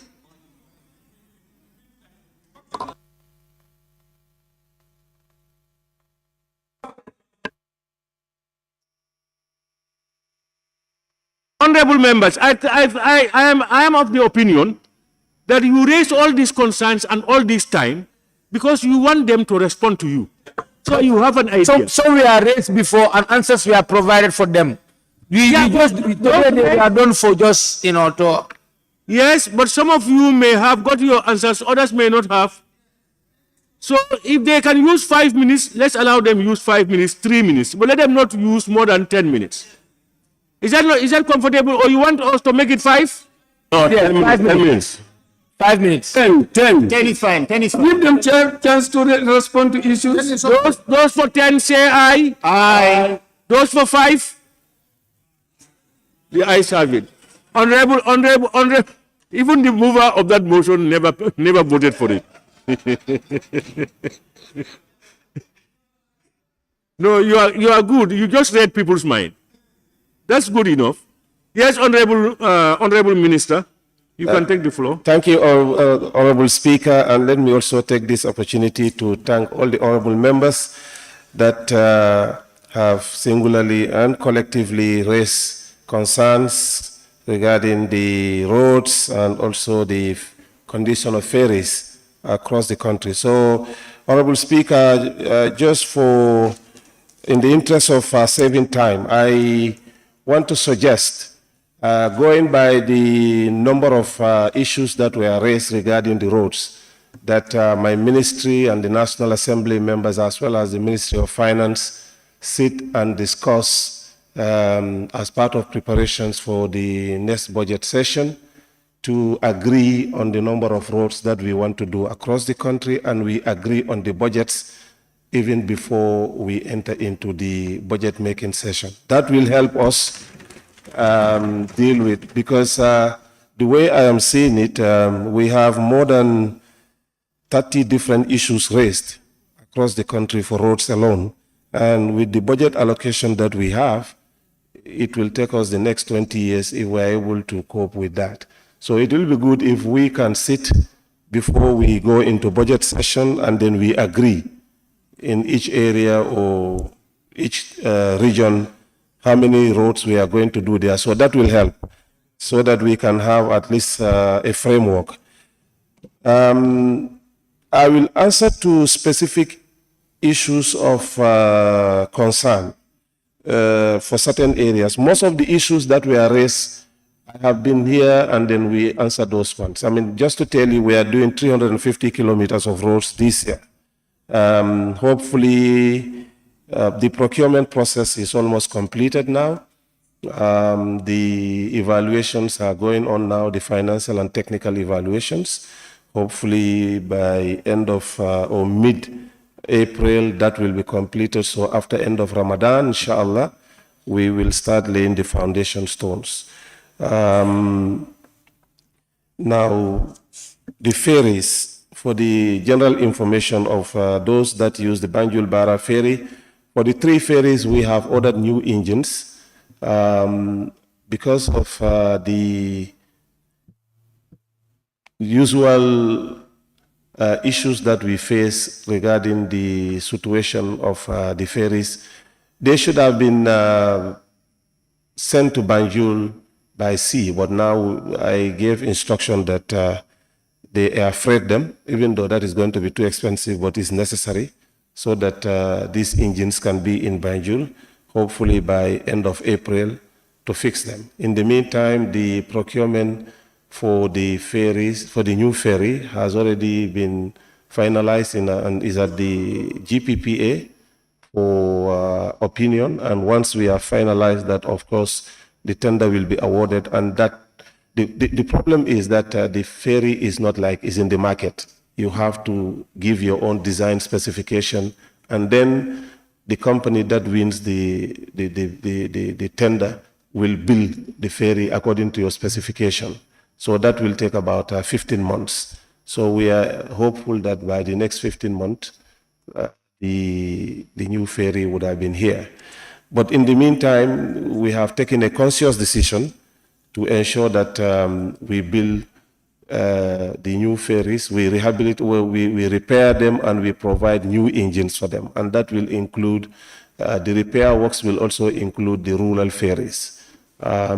We have taken note of the concerns in Nyamina and also in the Salums, and I will organize a management meeting on this on Monday, so that the engineers can be dispatched to some of these rural crossing points to do the repairs of the ferries. Now, the roads that were mentioned, yes, indeed. I mean, we know that certain areas like the Nyaminas, CRR North, all the way to URR North, are badly affected in terms of our new road network construction. They are not part of it. But I want to assure the honorable members that in the next cycle, those will be the priority, and also KMC roads and the roads in Brikama. And that is why we want to reduce our concentration on roads basically in other parts of the country, and concentrate more in Upper Fuladu East, Upper Fuladu West, Nyaminas, and then CRR North all the way to URR North. And then there are also areas that were surveyed in the Nyomis as well. And also the road linking from Kerawan to Njawara, that is already been done. From Jawara to Mintekunda, that is also part of the road. And 2 other roads in the North Bank. So those ones are been done. Now, finally, Honorable Speaker, for the issue of the Fajikunda. I mean, this was particularly raised regarding concern about flooding. I want to assure the Honorable Member for Latrikunda Savage that the government, through the National Emergency Task Force that was set up following last year's flood, has put aside about $30 million that will be used to excavate the areas that are actually on the right of way, especially along the stream, all the way from Fajikunda to Kololi, across the Battle Hardin, going all the way to the Atlantic Ocean, so that we excavate these areas, and those properties that are built on the stream, we have decided that they will be demolished and compensation will be effected. Already they have all been evaluated, and we are already talking to the agencies so that the necessary works can be started. We have already set a timeline for the excavation of the entire stream, and that the demolitions of some of those properties that are directly on the stream, because you have some properties that are located on the stream, which is affecting the flow of water, and as a result, we have already started the initiative. We will serve them with consent forms, and then we will also sensitize the affected areas, and then we will start the demolitions, and then moving them out to other areas. Now, some few streets were mentioned, especially in Joswang. For the information of the Honorable Member of Parliament, we have taken a conscious decision that we are going to do some variations, because we have been having a lot of problems in Joswang. When we serve notices for demolition, the communities have resisted. They have taken us to court. They built a mosque on the highway, which should have been demolished. About 30 properties are affected, but now they are saying that they are not going to collaborate with us. So we have shifted the road. That one, we are not going to waste our time on that, and I think we have already discussed that with you. It's getting very difficult doing roads in the urban areas now, because people are literally refusing to collaborate with the government. In Kanifing, we are dealing with a very serious situation, even though we have demolished properties, but they have taken legal actions against the government. So really, and I think this should be now a collective responsibility, that members of this parliament work with us to collaboratively solve this problem. If people want infrastructure comes at a cost. I mean, we have to accept that the way we settled in many of the urban areas is so, haphazard. I mean, people have encroached on the right of way. People did not follow the proper procedure to build, their properties. And if we want to build a proper road, we must really encroach on, properties that have actually built on the right of way. And if you want to do that now, this is democracy. People go to court, they put an injunction on the work. This is really, really taking a lot of time. It's costing the government a lot of money. Is wasting our time, and also is wasting the time of the contractors. And any day we lost, the contractors charge us on that. So I think now we have taken a decision. Wherever we have a problem, we really avoid that, and then go to another area where we think we can build the road for the people. So that, and we hope we can help. Thank you, sir.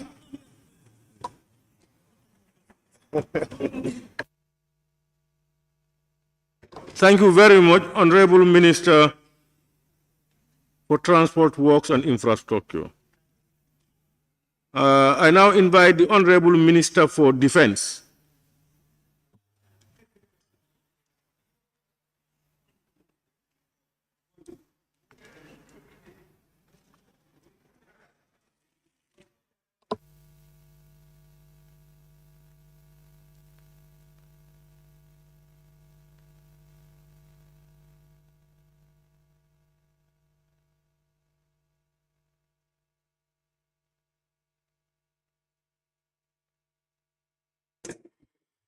Thank you, Honorable Speaker, honorable members. I'll begin with the concerns raised by the Honorable Member for Fonyi Councillor on issues bordering security for border villages in Casamas in his constituency, and he alleged that some landmines and also drones activities selling by Senegalese military forces as a result of the military operations against the MFDC. What we are aware of is the fact that there were a few incidences of artillery shells that have landed and other projectiles in the Gambian side during the military operations between the Senegalese military forces and that of the MFDCs. Well, I have already mentioned that our land territory and airspace is our own national sovereignty, and any use of our national territory should be with the express approval of the Gambia government. However, I am also going to inform you that I am not aware of any instance when our airspace or our land territory was in violation by the Senegalese, military forces. So this should be made also very clear. That does not mean that those cells that have dropped in our territory was done in an intentional or well-calculated manner by the Senegalese forces. So that also should be made very clear. The other concern raised by the member was to invite an investigation to be conducted at Farafenye military camp. He also alleged that some soldiers at the camp are not happy, and further alleged that the commanding officer also promised to remove some Jola soldiers from the unit. I have not received such a report, and I will engage the GAF command on this matter. The honorable member also further alleged that soldiers are served with poor diet or meal. This is something that is also concerning, but I am aware that our soldiers on duty are served with meals, 3 meals a day, and in that they also have a balanced diet. For that matter, our soldiers are properly taken care of. On the issue of inviting me to visit the military barracks, I want to inform the honorable member that I have already conducted the first leg of my visit to military installations and camps across the country. That is with NBR, CRR, URR, and then my second leg of my visit to the military installation will be in the West Coast, KM and Banjul, and that will be conducted very soon. The honorable member also mentioned about 2 soldiers in Farafenye camp who are involved in an accident.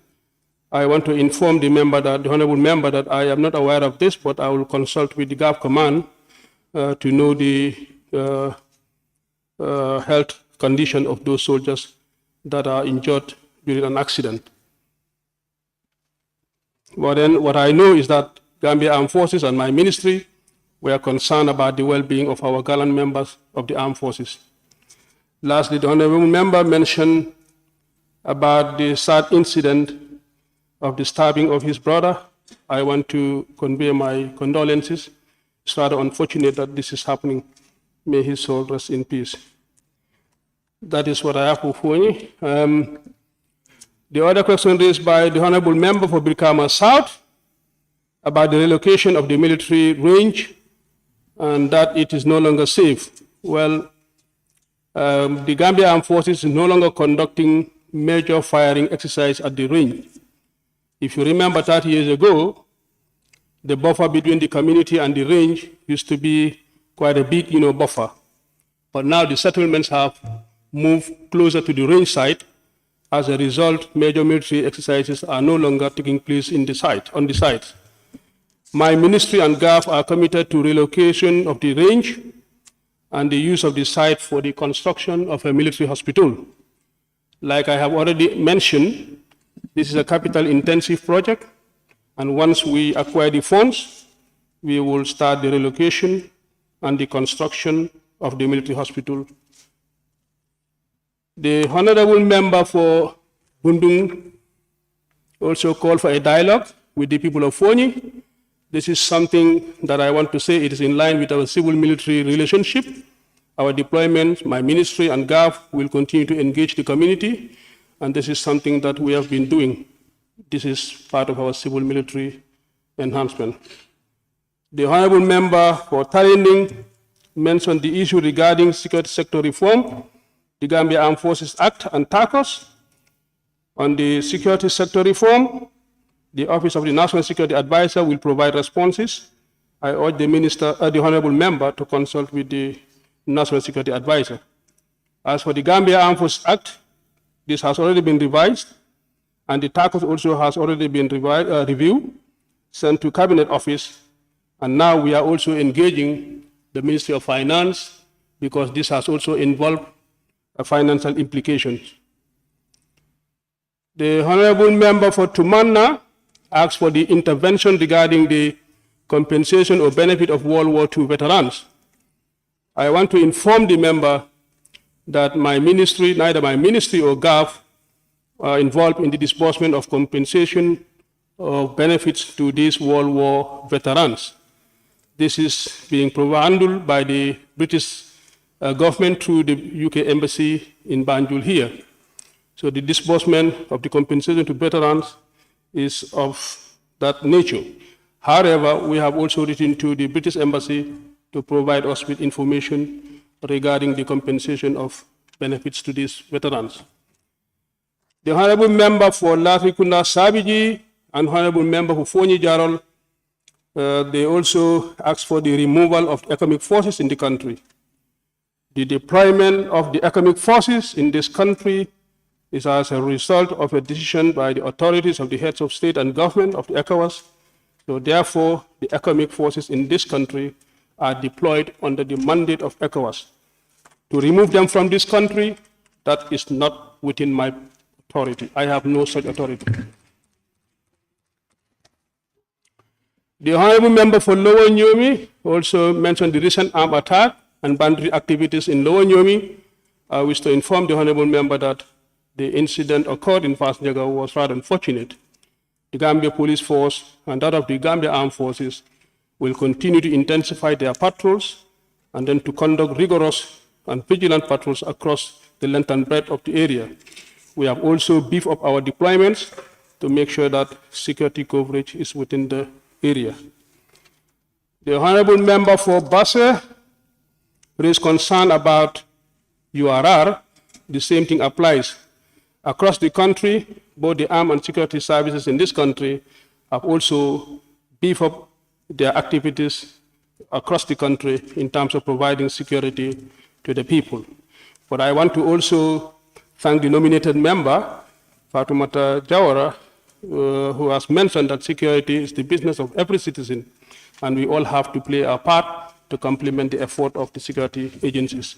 I want to thank the Honorable Member. Honorable Member for Woolly, this is a note that I have taken on behalf of my colleague Minister regarding Sine-Die Police Post. I will relay your message to my colleague Minister of Interior so that mobility will be provided to the security areas in that general area. I thank you all. Thank you very much, Honorable Minister for Defense. If honorable ministers would synchronize their responses so that they can do all within the available time. I now call the Honorable Minister for Fisheries and Water Resources.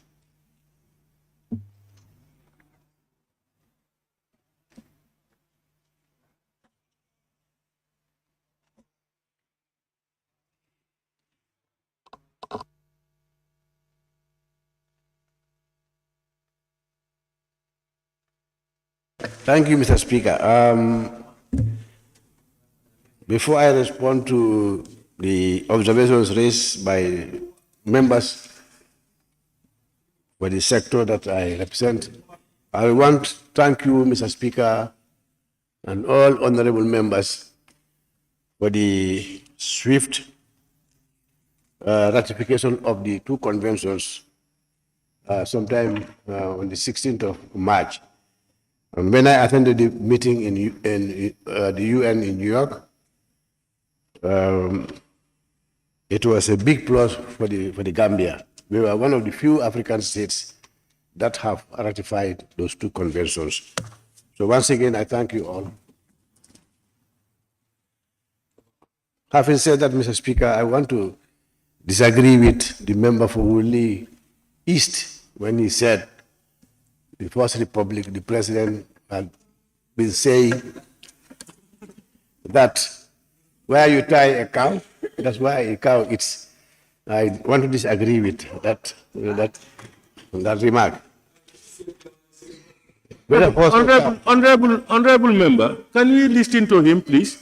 Honorable Minister, can you say what we have not heard you? I said I want to disagree with him when he said the president of the First Republic used to say on Meet the People's Store that where you tie the horse or cow, that's why the horse or cow eats. I disagree with that. He never said that, as far as I remember. Even though when I was not in government, we were all young people. Maybe I'm your age group, and we are all following all those trips. Now, most of the interventions we are here are on water. Water, I have just said it yesterday, and it exactly as I said yesterday. Currently, what we are implementing is the JICA project, which is about 20 large communities. Currently, like the member for Upper Salem just said it here, that the implementation of the installation is ongoing, and very soon it will be completed. Most areas are affected. Again, the ADB one, we had I think over 144 boreholes throughout the country. But it has been, the financing is in two phases. Phase one, we have received $9 million. Currently, as I speak to you, the ministry and the Ministry of Justice are working on the tender document, the contract document. As soon as it is finalized, by next week, as early as next week, we'll sign the contract and works will commence. And I can assure members that the project has been extended. All the 144 boreholes will be fully installed in this country. Addressing the water issue, I noticed that the member for Sine-Die raised a concern about Tanje fish landing site. Women suffering under the sun and rain to be able to sell their fish. Yes, this is true. The landing site is specifically for fisheries activities. But if you go there, most of the people who occupy the area there are engaged in other businesses that are not fisheries related. And because of our relationship in this country, if you want to evict all of them, it brings about a lot of problems. But it's well noted. We will also speak to our partners to see if we can raise funds to be able to put up a fish market like the one of Bakote and Brikama. I understand while I was away, the member for Brikama South raised again the issue of the Brikama fish market. Unfortunately, the story is as it is. We have very critical issues there. One is funding. Second one is the design. And third one is engineering. These are experts, and the funding is very critical. So we have approached the Japanese who did the funding, the design, and the engineering, and they are working on something.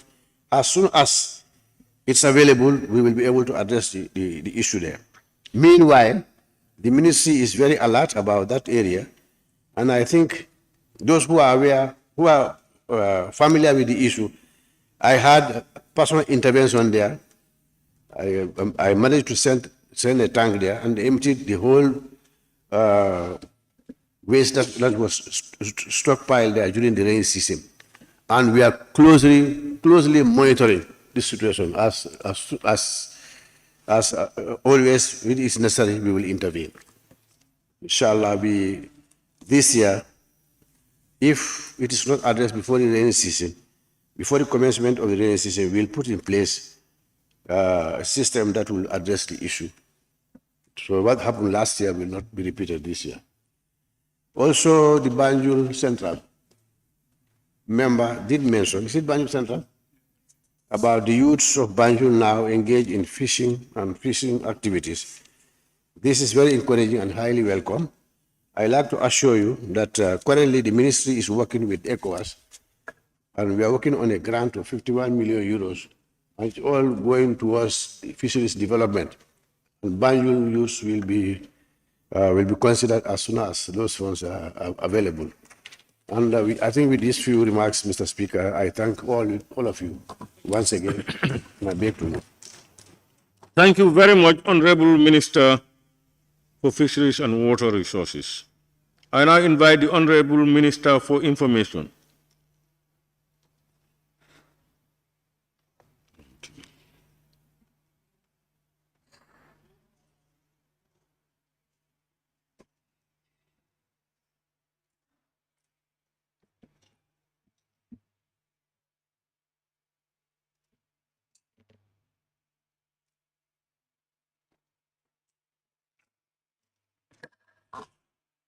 Thank you very much, Honorable Speaker. And standing on existing protocols, allow me to reciprocate the appreciation expressed by a lot of members on the availability of cabinet ministers in this very important session. Having said that, essentially, I think two concerns were expressed in the information sector. A few of the members had expressed concern over the attacks on the personality of individuals in our society. And also, one other member expressed concern whether it is possible for GRTS to conduct live coverage on programs far away as Basse. To respond to the latter, that is the availability of live coverage facility, yes, with technology, I understand GRTS should be able to do that. So let the member for Basse know about this and for all other members. Regarding the issue of social media and the attacks on individuals, it may be pleasing to note that my ministry has currently completed the preparation of a cabinet paper entitled Data Protection and Privacy Bill. This is going to be submitted to cabinet in the next cabinet session, and soon as it is done there, it will be brought to the National Assembly for your necessary action to be enacted into law. We are aware as a government that when social expectations do not match with social reality, there is a gap. And in order to bridge that gap, laws must come into effect. And laws must not only be promulgated, but they should also be implemented and to be effective functionaries within society. And this is the information on the update that I have for you. I hope it does it for you. Thank you. Thank you very much, Honorable Minister for Information. And I call upon the Honorable Attorney General and Minister for Justice.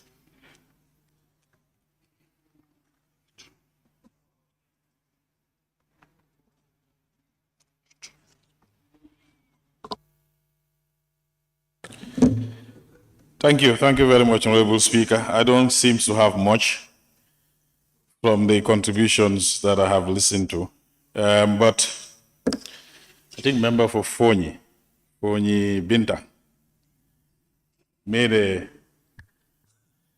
long statement, and what I will consider more or less somehow threats to people who were buying Jammeh properties. I think I need to remind the honorable member that as commissions have been set by this government to look into the activities of the previous government, it was in the same way that the previous government set up commissions to look into the activities of the previous government before them. And it's important you note that people who served in Jawara government, their assets were also forfeited by Jammeh government, and they still did not get their properties back. So for me, as long as this is done within the confines of the law, I don't think there are issues. If anybody is aggrieved and believed that it was done wrongly, then your recourse is to go to the law. But to make threats of that kind on the floor of the National Assembly, I don't think is helpful. Kiang West, I think you mentioned the TRRC recommendations and the Constitution. We've discussed this before here, so I can only reaffirm my position that we are committed to implementation of the recommendations of the TRRC, and I'll link that to Same, who also said bring back the draft Constitution. It's on its way here. The work plan will soon be finalized, and activities will commence very soon. So on that note, Honorable Speaker, I think I take this opportunity to thank you and thank the members, and also through you to thank your staff on my part, for successfully passing the torture bill, the mutual legal assistance bill, and also for commencing the consideration stage of the anti-corruption bill. I congratulate all of you for a successful session, and we look forward to see you very soon in your next session, whether it's going to be ordinary or extraordinary, as the need arises. Thank you very much. Thank you very much, Honorable Attorney General and Minister for Justice. I now invite the Honorable Minister for Higher Education, Research, Science and Technology. 26.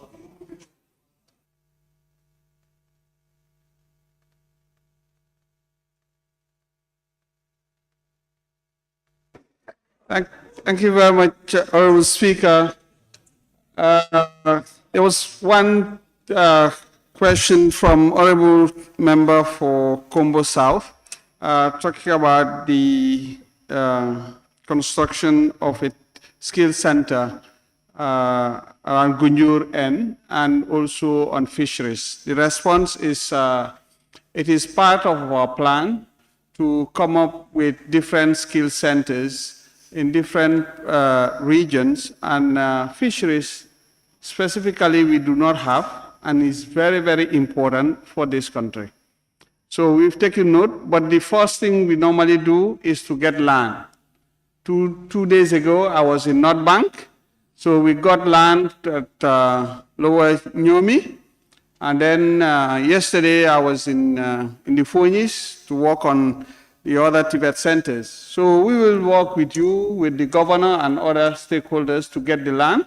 And once that is done, we'll also work with the Minister of Fisheries to see how best we can come up with something and start rolling it out. But it needs to be very strategic in a place that will be very useful to stakeholders.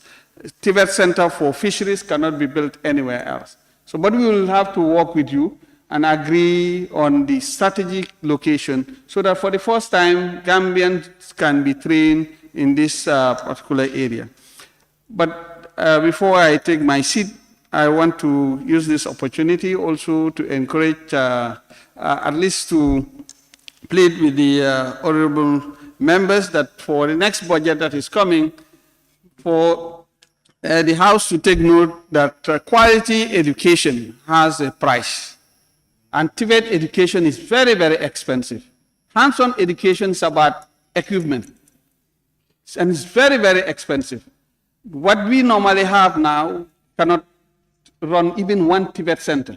The budget that you gave us cannot help us run one Tibet center. So, and with, you want quality, the people want quality. We need to work together and find solutions. Thank you very much.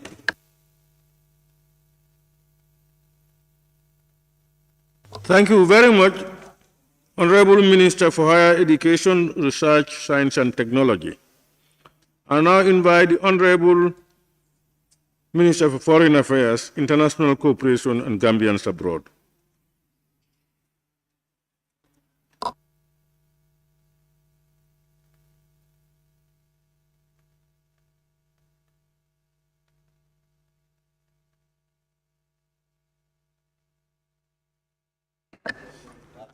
Thank you very much, Honorable Speaker. First of all, I would really want to commend you for the excellent manner you are steering the affairs of this August Assembly, and commend the honorable members of Parliament for the quality of the debate. I think it speaks volume about the vibrancy of our democracy. As we stand here today, I was supposed to be in Zambia in person with the Attorney General, Minister of Justice, because Gambia is the newly chosen member of the Committee of Democracy by the United States. And yesterday, His Excellency the President participated in a summit with the President of South Korea, the Prime Minister of Cabo Verde, and many others. Now, coming to some of the issues raised on the voting rights of the diaspora, the franchise for the diaspora.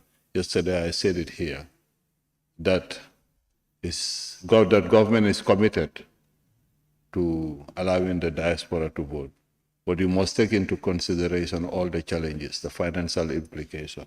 We recognize the contribution of the diaspora, and I, for one, really believe that even beyond Gambia, the much talked about African Renaissance cannot happen without the diaspora because of their contribution. And where you contribute, you definitely have the right to vote.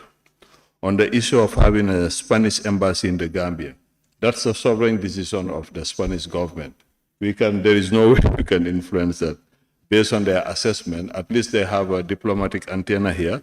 Maybe in the future they will upgrade it to an embassy, like Germany is about to do that, because they have an antenna, but they're going to upgrade it to a full diplomatic mission. On the issue of deportation and Bagwe, it's a very big challenge, and I had a discussion with the honorable member of Combo South on the need to engage in a sensitization campaign. And I think in this issue, the biggest losers are Africans, Gambians in particular. Imagine 35 young men and women disappeared just like that. And whenever I have the opportunity to have a conversation with the Europeans, we emphasize the fact that there is need to create opportunities for our young ones here. And even before the start of this migration crisis, I remember Abdou Diouf ringing the alarm bell and saying that if nothing is done to help Africans stay there, there is no law or wall that will stop this wave that is going to storm Europe. And we are in that situation. But that's not of our making, and I always emphasize the fact that we call them backward boys because we are not even aware when they are going. And most of them are very young, ambitious people who are going, ready to do something meaningful. Unfortunately, with the trauma and everything, sometimes they come back here as, between inverted commas, criminals. But we are working closely with them on the issue. On the issue of the South African visa exemption for diplomatic passports holders, for your information, we initiated the process. And we are in conversation with them. We were expecting to sign it during one of the AU summit. But the last time I spoke to the minister, because we wrote to them, they didn't respond. But when I spoke to her one-to-one, she said, my brother, you have to visit me or I have to come to the Gambia. So we'll work that out. But you know, as foreign minister, you just don't wake up and go to a country. You have to send note verbal and agree on the date. So we'll continue to engage them. I know how difficult it is to have a South African visa, and when you overstay even for a day, you are sanctioned. You raised the issue of some ratification. You know, some of the ratification is the responsibility of the sectoral ministry. Like when you talk about cybersecurity ratification, Minister of Digital Economy will be responsible for that. And you talk about the repatriation of migrant workers. That too, we don't have the funds for that. We have to be honest with ourselves. Even when we had issues with some of our migrant workers in Lebanon and in UAE, we had some very supportive Gambian philanthropists who came to offer support to repatriate them. Because as government, I say, we believe in the principle of equity. We cannot repatriate some and leave others. But we have some Gambians who are ready to support. But it's not only about bringing them because you have the ticket, because they violated the law, and in these countries, there are penalties that you have to pay. With the case of our citizens at the United Arab Emirates, the budget was voted, but we never received the cash allocation. But thanks to the support and of the authorities there, the state minister who just recently visited us, met with the president in New York, and the president appealed to him. They were able to pay and exceptionally to repatriate the Gambians. Sorry, this is the disadvantage with technology.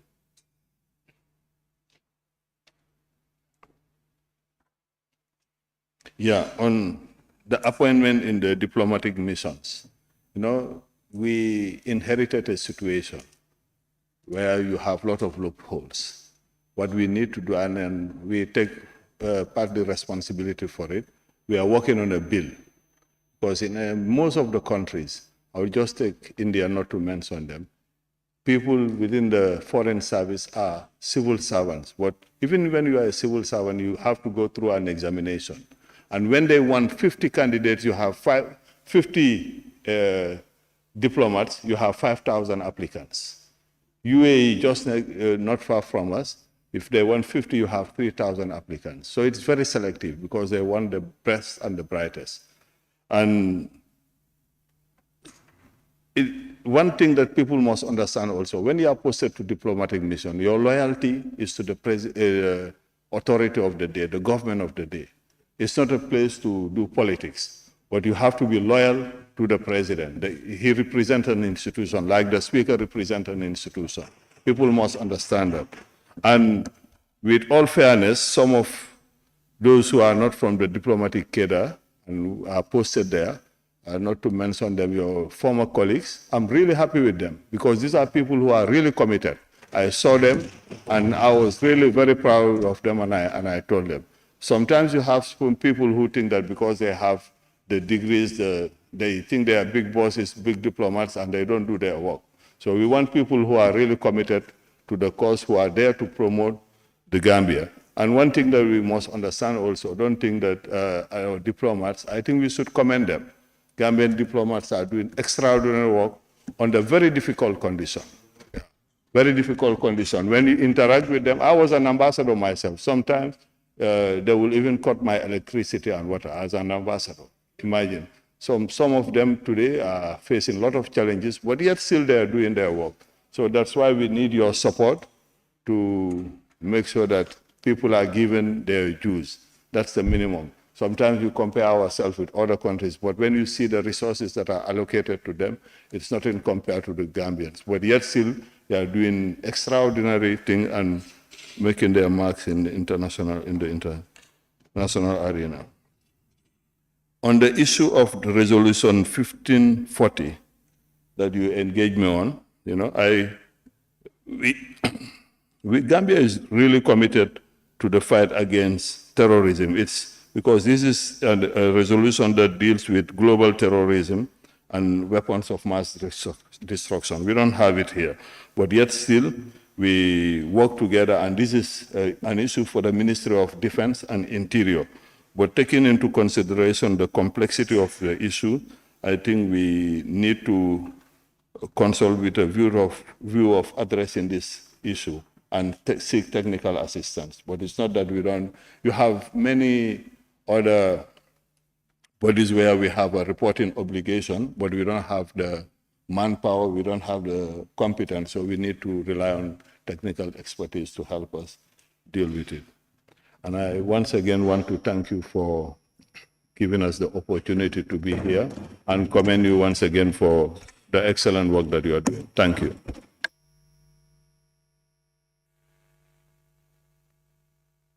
Thank you very much, Honorable Minister for Foreign Affairs, International Cooperation and Gambians Abroad. I now invite the Honorable Minister for Communications and Digital Economy.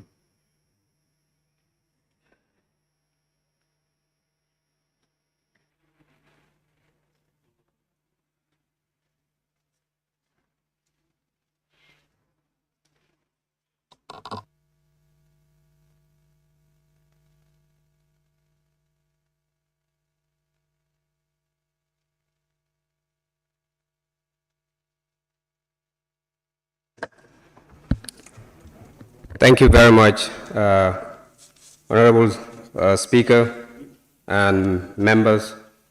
There were a few questions that were addressed to my ministry.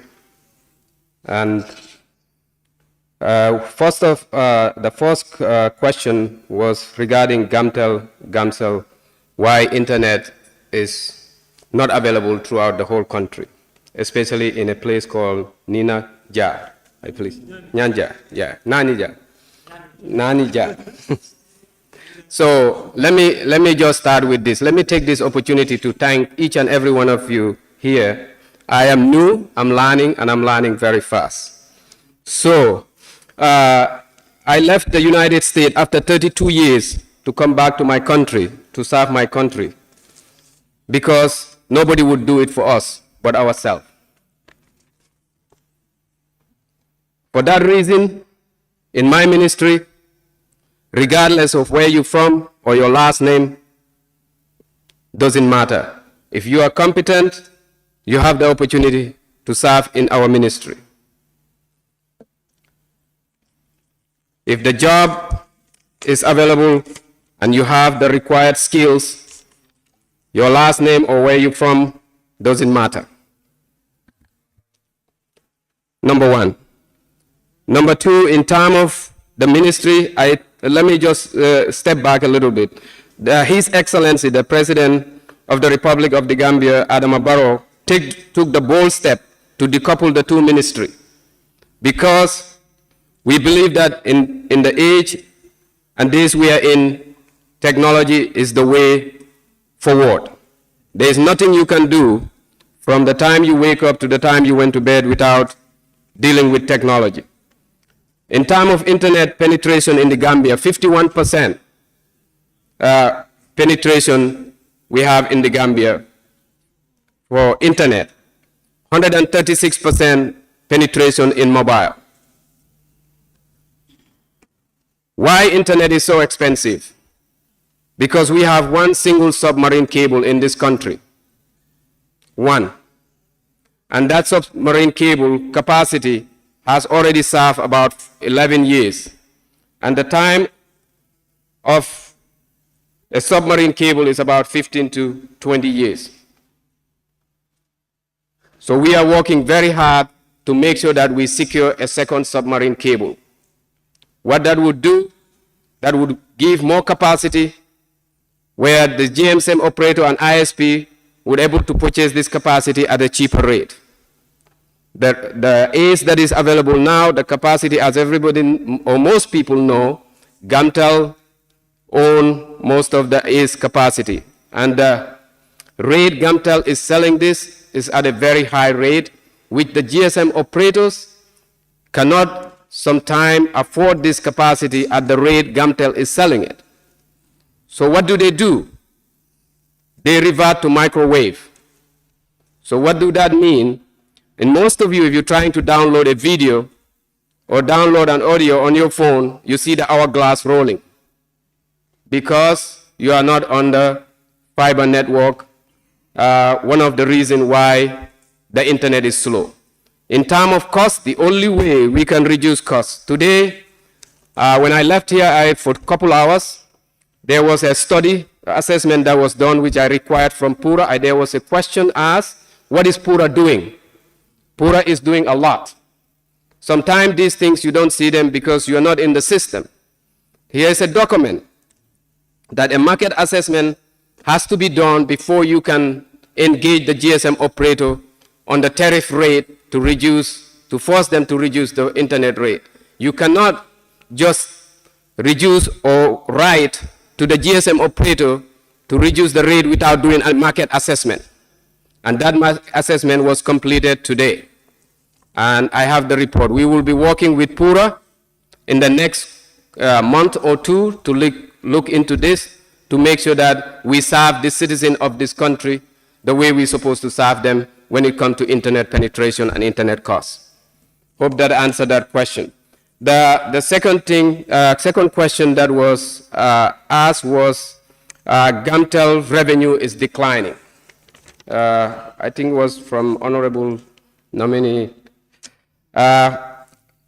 let me begin by sharing this. If you look at Rwanda, it took them 20 years since 1990 to today to get to where they are. If you look at Singapore, it took them about 15 years to get where they were when they started going into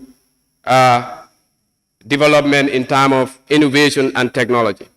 I think we have to set the expectation properly. In Gambia, for the last 22 years, we are locked out of the global stage in terms of technology. In order to get to where we need to be, we have to set the 5 pillars that I mentioned yesterday to build the foundation just to start to be an innovative and technology-driven country. So without these 5 pillars that I lay or mentioned yesterday, it's going to be very difficult to do what we are trying to do in terms of transforming this country from a cash economy to a cashless economy. So with that, I believe we are going to do what we call infrastructure sharing. What that means is we would open the market where all players can come in and use their capital investment and purchase this capacity at a cheaper rate where everybody will compete. But right now, Gamtel have the upper power to sell this capacity. The NBN and the ECOWAN is all on the Gamtel. So unless we do the infrastructure sharing, and we can do that without this market assessment and also the regulation.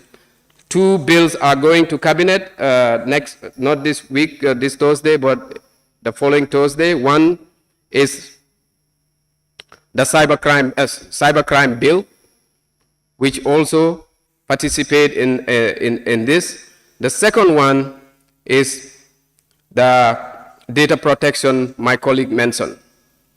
So in terms of revenue sharing, with the expense of the internet we are talking about, we have to have the regulation. Technology evolved. As much as we want to do all these changes and drive costs down, without the regulation and the policy in place, you cannot do this.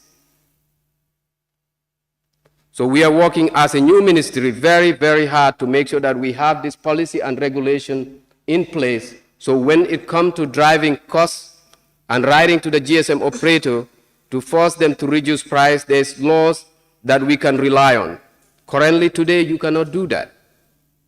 So hope this answers some of the questions in terms of why internet is expensive in this country and what are we doing towards in reducing the internet costs in this country. The second submarine cable is one. The last but not the least, somebody asked why the rural area is not giving the opportunity, why everything is here. Let me say this. Every GSM operator license that's going to be renewed in this country, as long as I'm in office, there are going to be some condition, and one is on my desk right now, that they are going to roll 85 cell towers. And I make the condition of the approval, 10 of them has to be in the rural area, 2 on every region, closing the digital divide. That is a condition. The second thing, everybody who is aware of Starlink, I want to take this opportunity on this floor to thank Honorable Tangara for introducing us to Starlink in the US. So Starlink will be coming to the Gambia. So this month. What is Starlink? Starlink is a satellite internet where they don't need anywhere. They can you can put their equipment in your house. Let's use Farafenni where I'm from. And you can purchase the 150 meg for $43. Do you know what they are selling 20 meg today? At home, most of you are paying $2,500 for 10 meg. Some of you who are paying for 20 meg, you're paying about $4,000 or $5,000. So by bringing Starlink here, it will really force the price to go down for internet, and that is what is our plan before the end of this year. Thank you very much.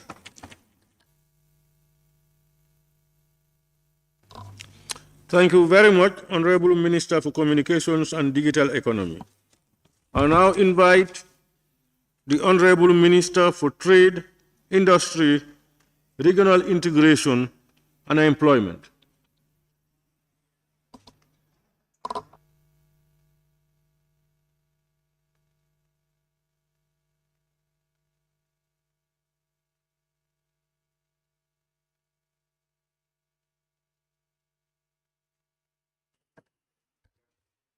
Thank you very much, Honorable Speaker.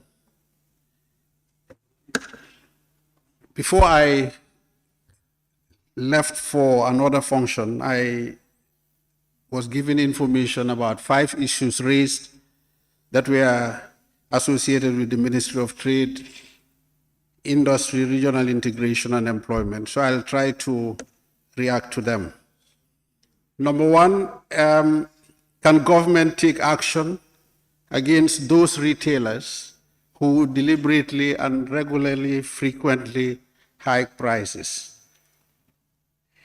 Yes and no. Yes, in the sense that there are laws in place, as we insinuated in our memo this week, that the Gambia Competition Commission Act deals with issues around price fixing. But like any issue of a legal nature that requires sentencing, the Minister of Justice is the most competent to explain this. There is need for some evidence to be gathered, and there is need for some proving to be done, either beyond reasonable doubt or the other one. So all we are talking about now at the Ministry of Trade is that this we suspect is going on, but we don't have the evidence that people are fixing prices. And I'll put this in context with another insinuation I had about prices being connected to importers. Most of the challenge we are facing is with the retail sector, because this is in components. You have the importers. The importers do not necessarily do the retailing. They buy from the source, they pay for the logistics, they bring the commodities to the port, often into their stores, and that's where they stop. So the retailers go into those stores, they pick them, they take them to our corner shops. Now, these two regimes could be connected, they could be disconnected. Where the problem is for us on the retail side is where spontaneously you wake up in the morning, like the Bob example, and you discover that a can of Bob on the 1st of January was $50. On the 2nd, it became $150. So that spring of spurs suspicion that if it's happening in corner shop in London corner, and it's happening in Newtown, it's happening in Sifo, simultaneously, they might have spoken to each other. But how do we prove that in court? That's where the challenge is. The other side, which is the supply side, those who go to India, probably, or go to Thailand or Brazil and buy rice. Again, the cost structure for that sector has a very, very volatile component, which is the foreign exchange. Not necessarily the US dollar only.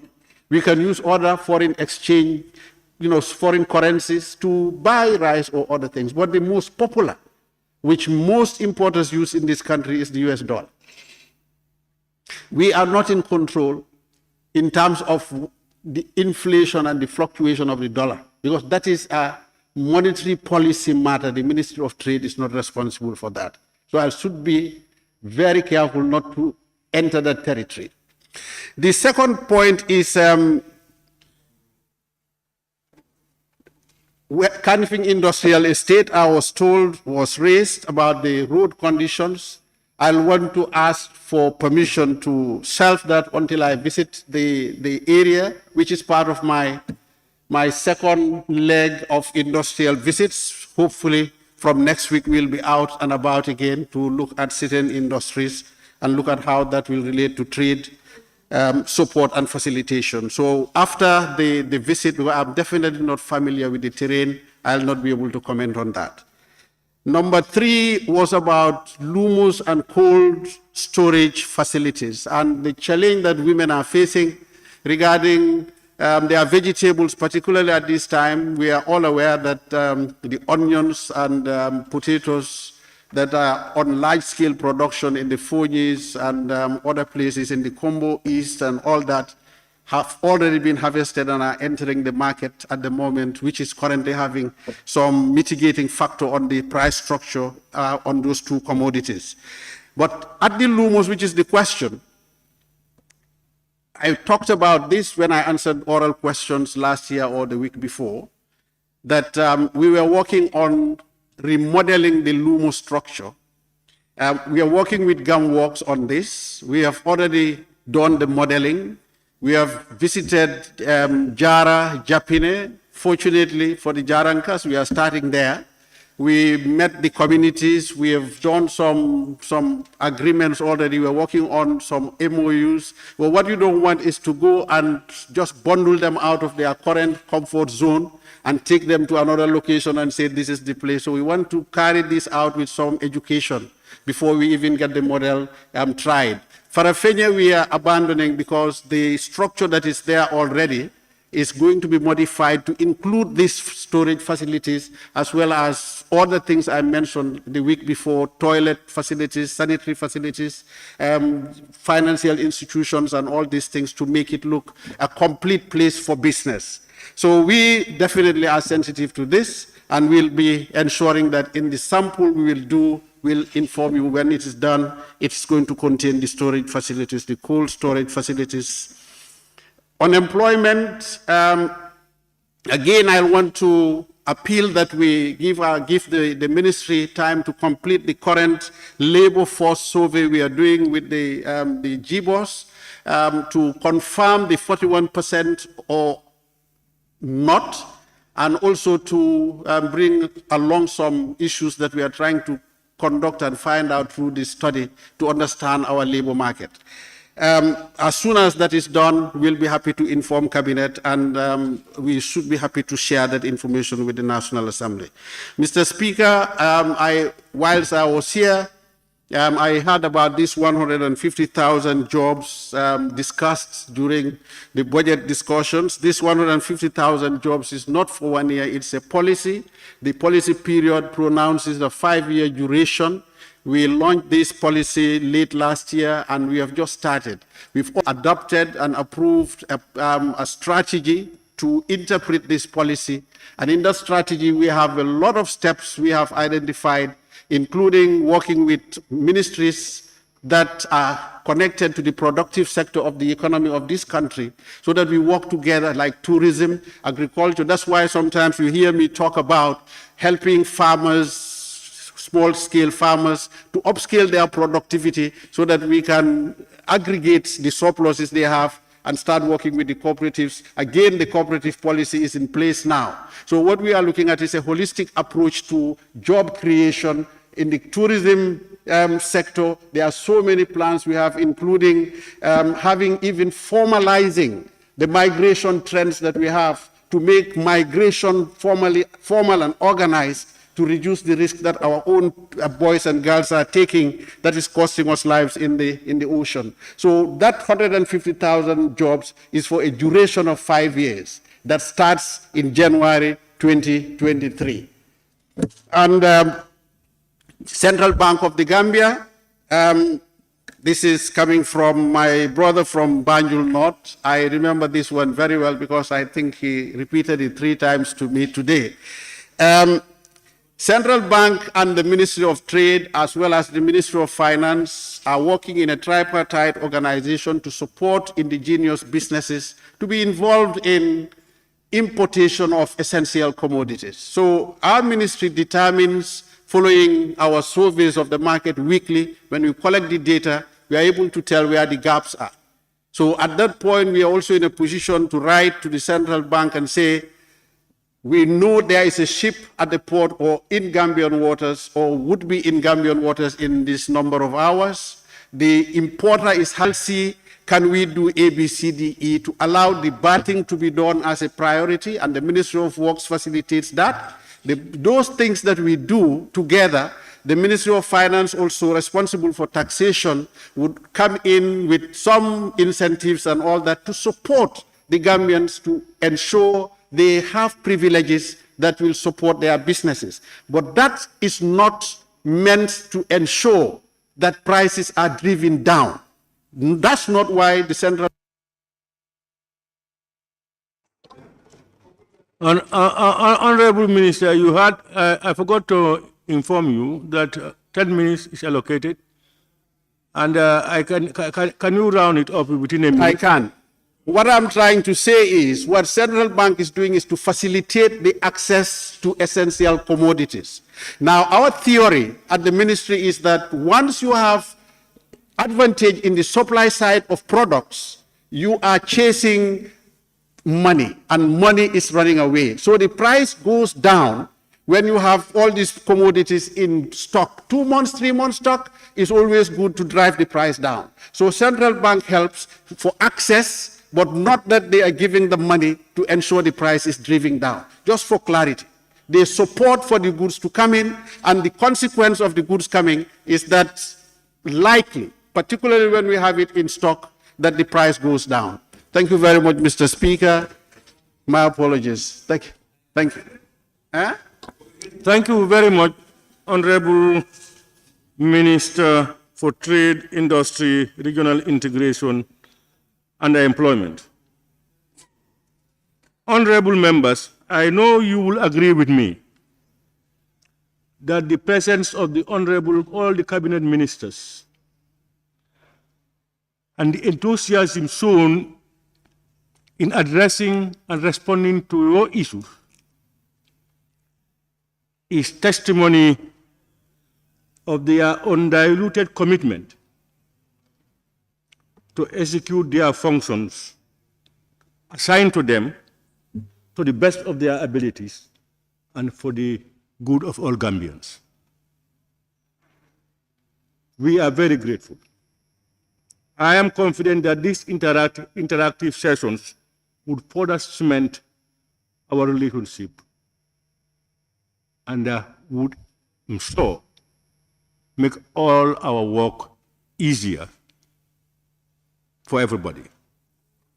Honorable members, I will now call on the mover of the motion, the Honorable Minority Leader and a member for Brikama North, to respond to the issues raised and wind up the debate. But I will want to urge the Honorable Member as much as possible, I'm not giving you the time, as much as possible, to summarize for your convenience. Thank you very much, Honorable Speaker.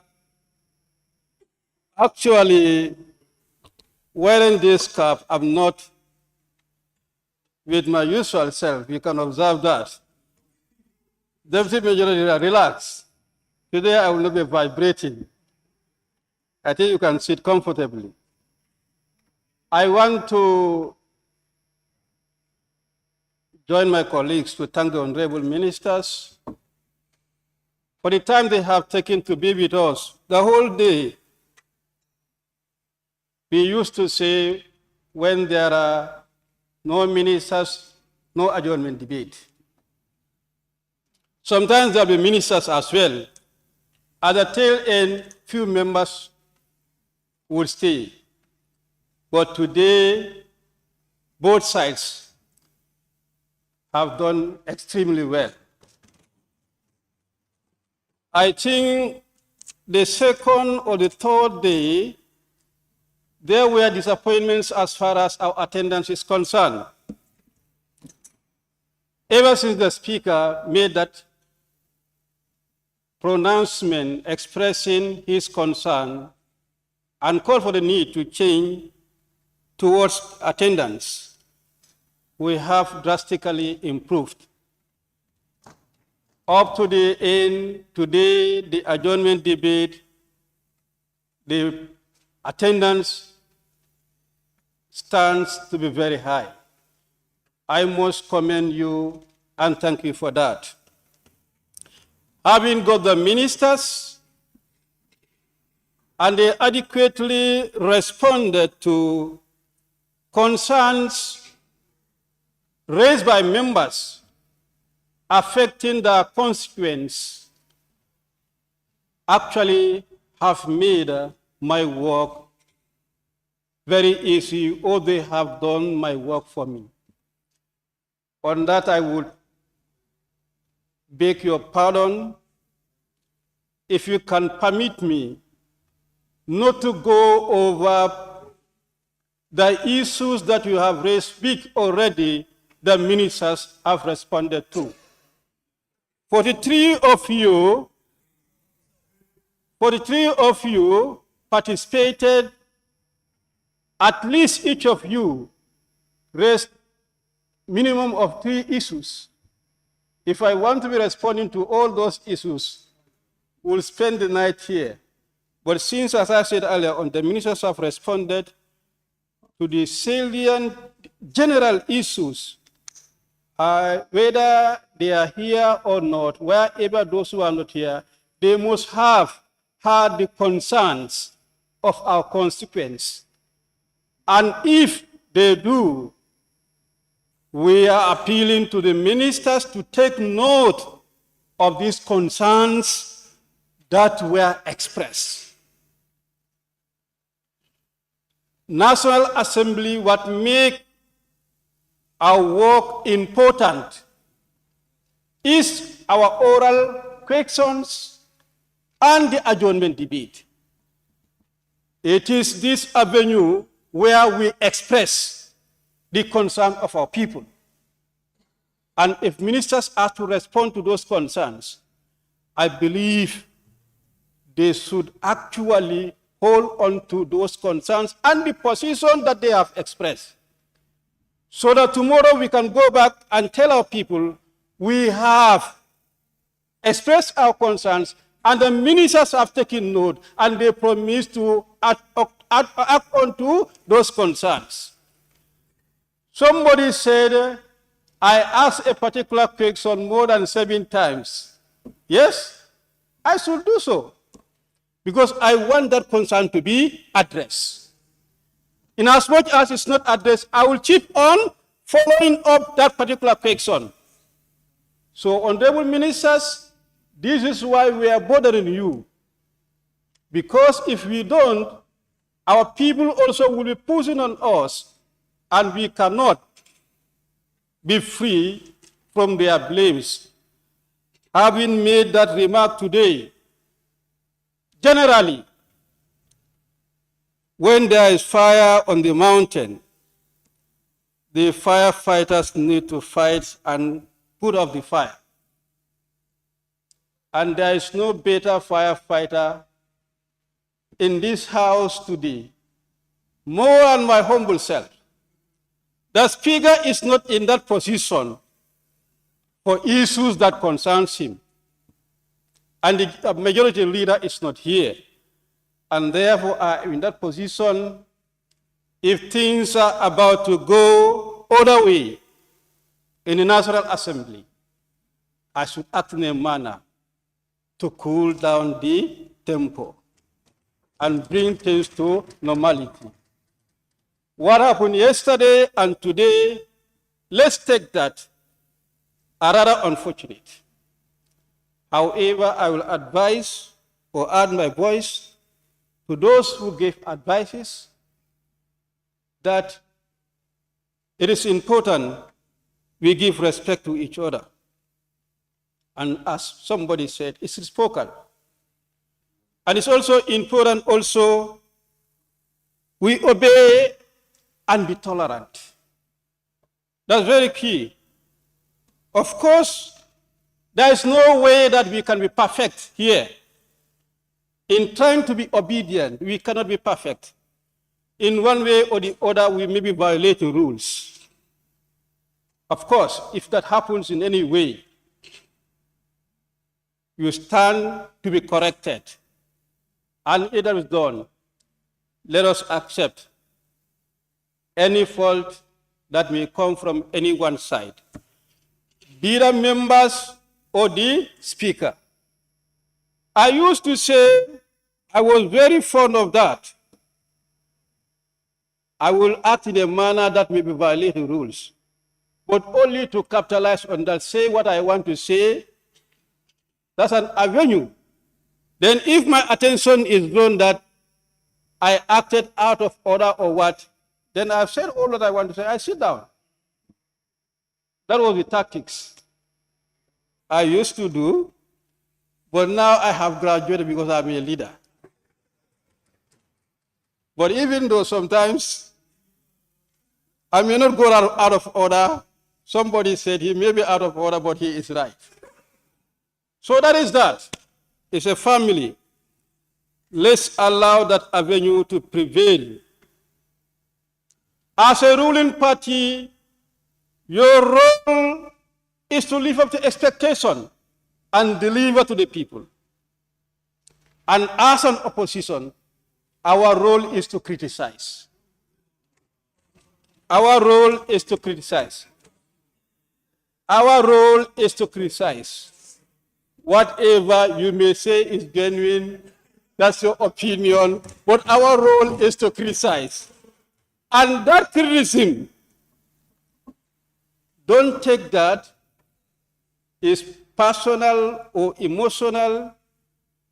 We are capitalizing on any little loophole you will not force out of it. We will talk about it. Perhaps that will enable you to realize your shortcomings and then adjust whatever you are doing. Tomorrow, if you are not there, somebody else is there. You will also be in that position to be doing that. So it is the situation.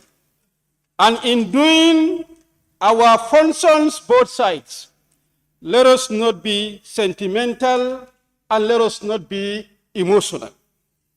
The nation cannot go without both sides.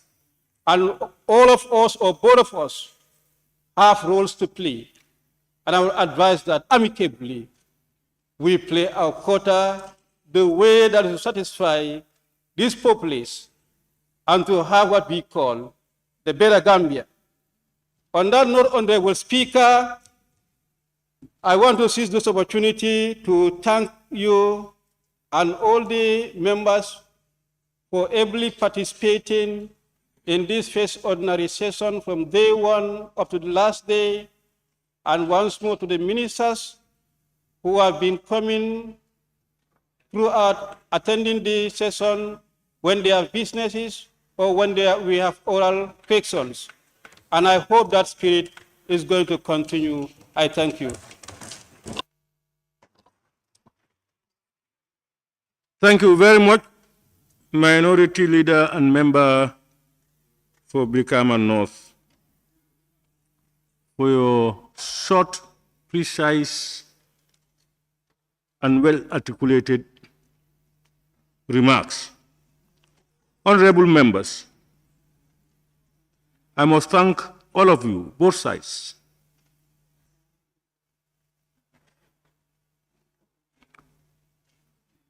for your participation, interventions, and those who stay to listen, not only during this adjournment debate, but throughout the session. The member for Brikama North, in moving the motion, highlighted the programs tabled before you during the course of this session. I just want to assure you all that chambers, parliamentary chambers, as the Honorable Minority Leader said, is where each expresses his or her opinion. And we don't expect all members to say the same thing. But what we should learn is we must be tolerant.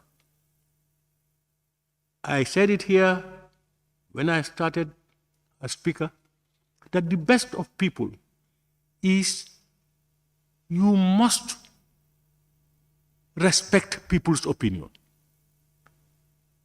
Yes, you still have the right to disagree. Respect opinions, however different. If you feel you are right, take the floor and put it down. And as he said, I am also impressed. So many of you have already spoken, some since early afternoon.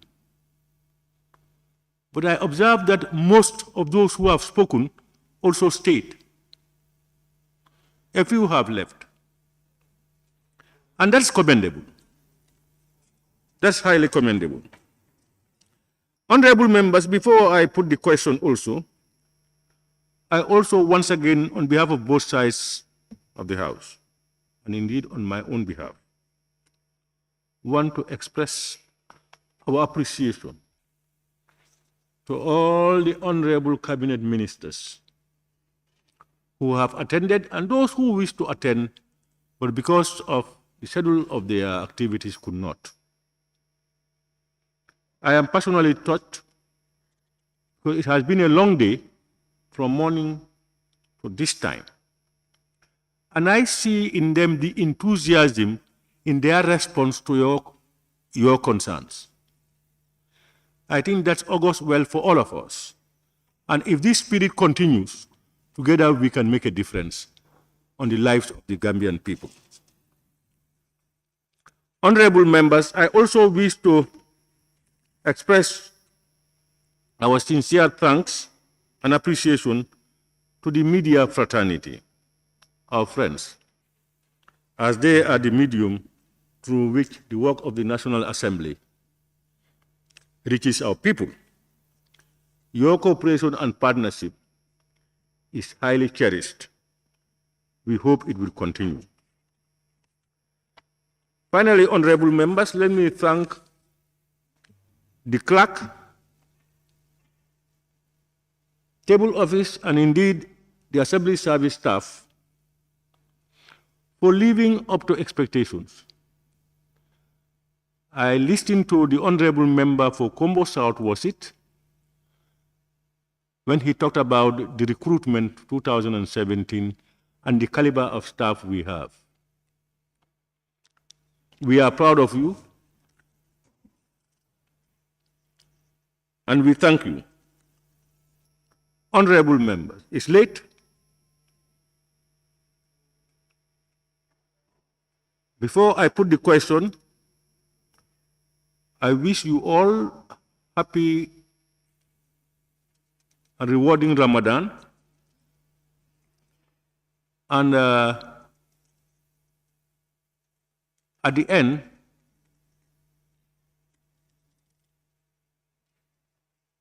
happy and joyous Eid al-Fitr in advance. Honorable members, I now put the question. Be resolved that this August Assembly do stand adjourned, Sine-Die. Those in favor, please say aye. Those not in favor, please say no. The ayes have it. The Assembly now stands adjourned, Sine-Die.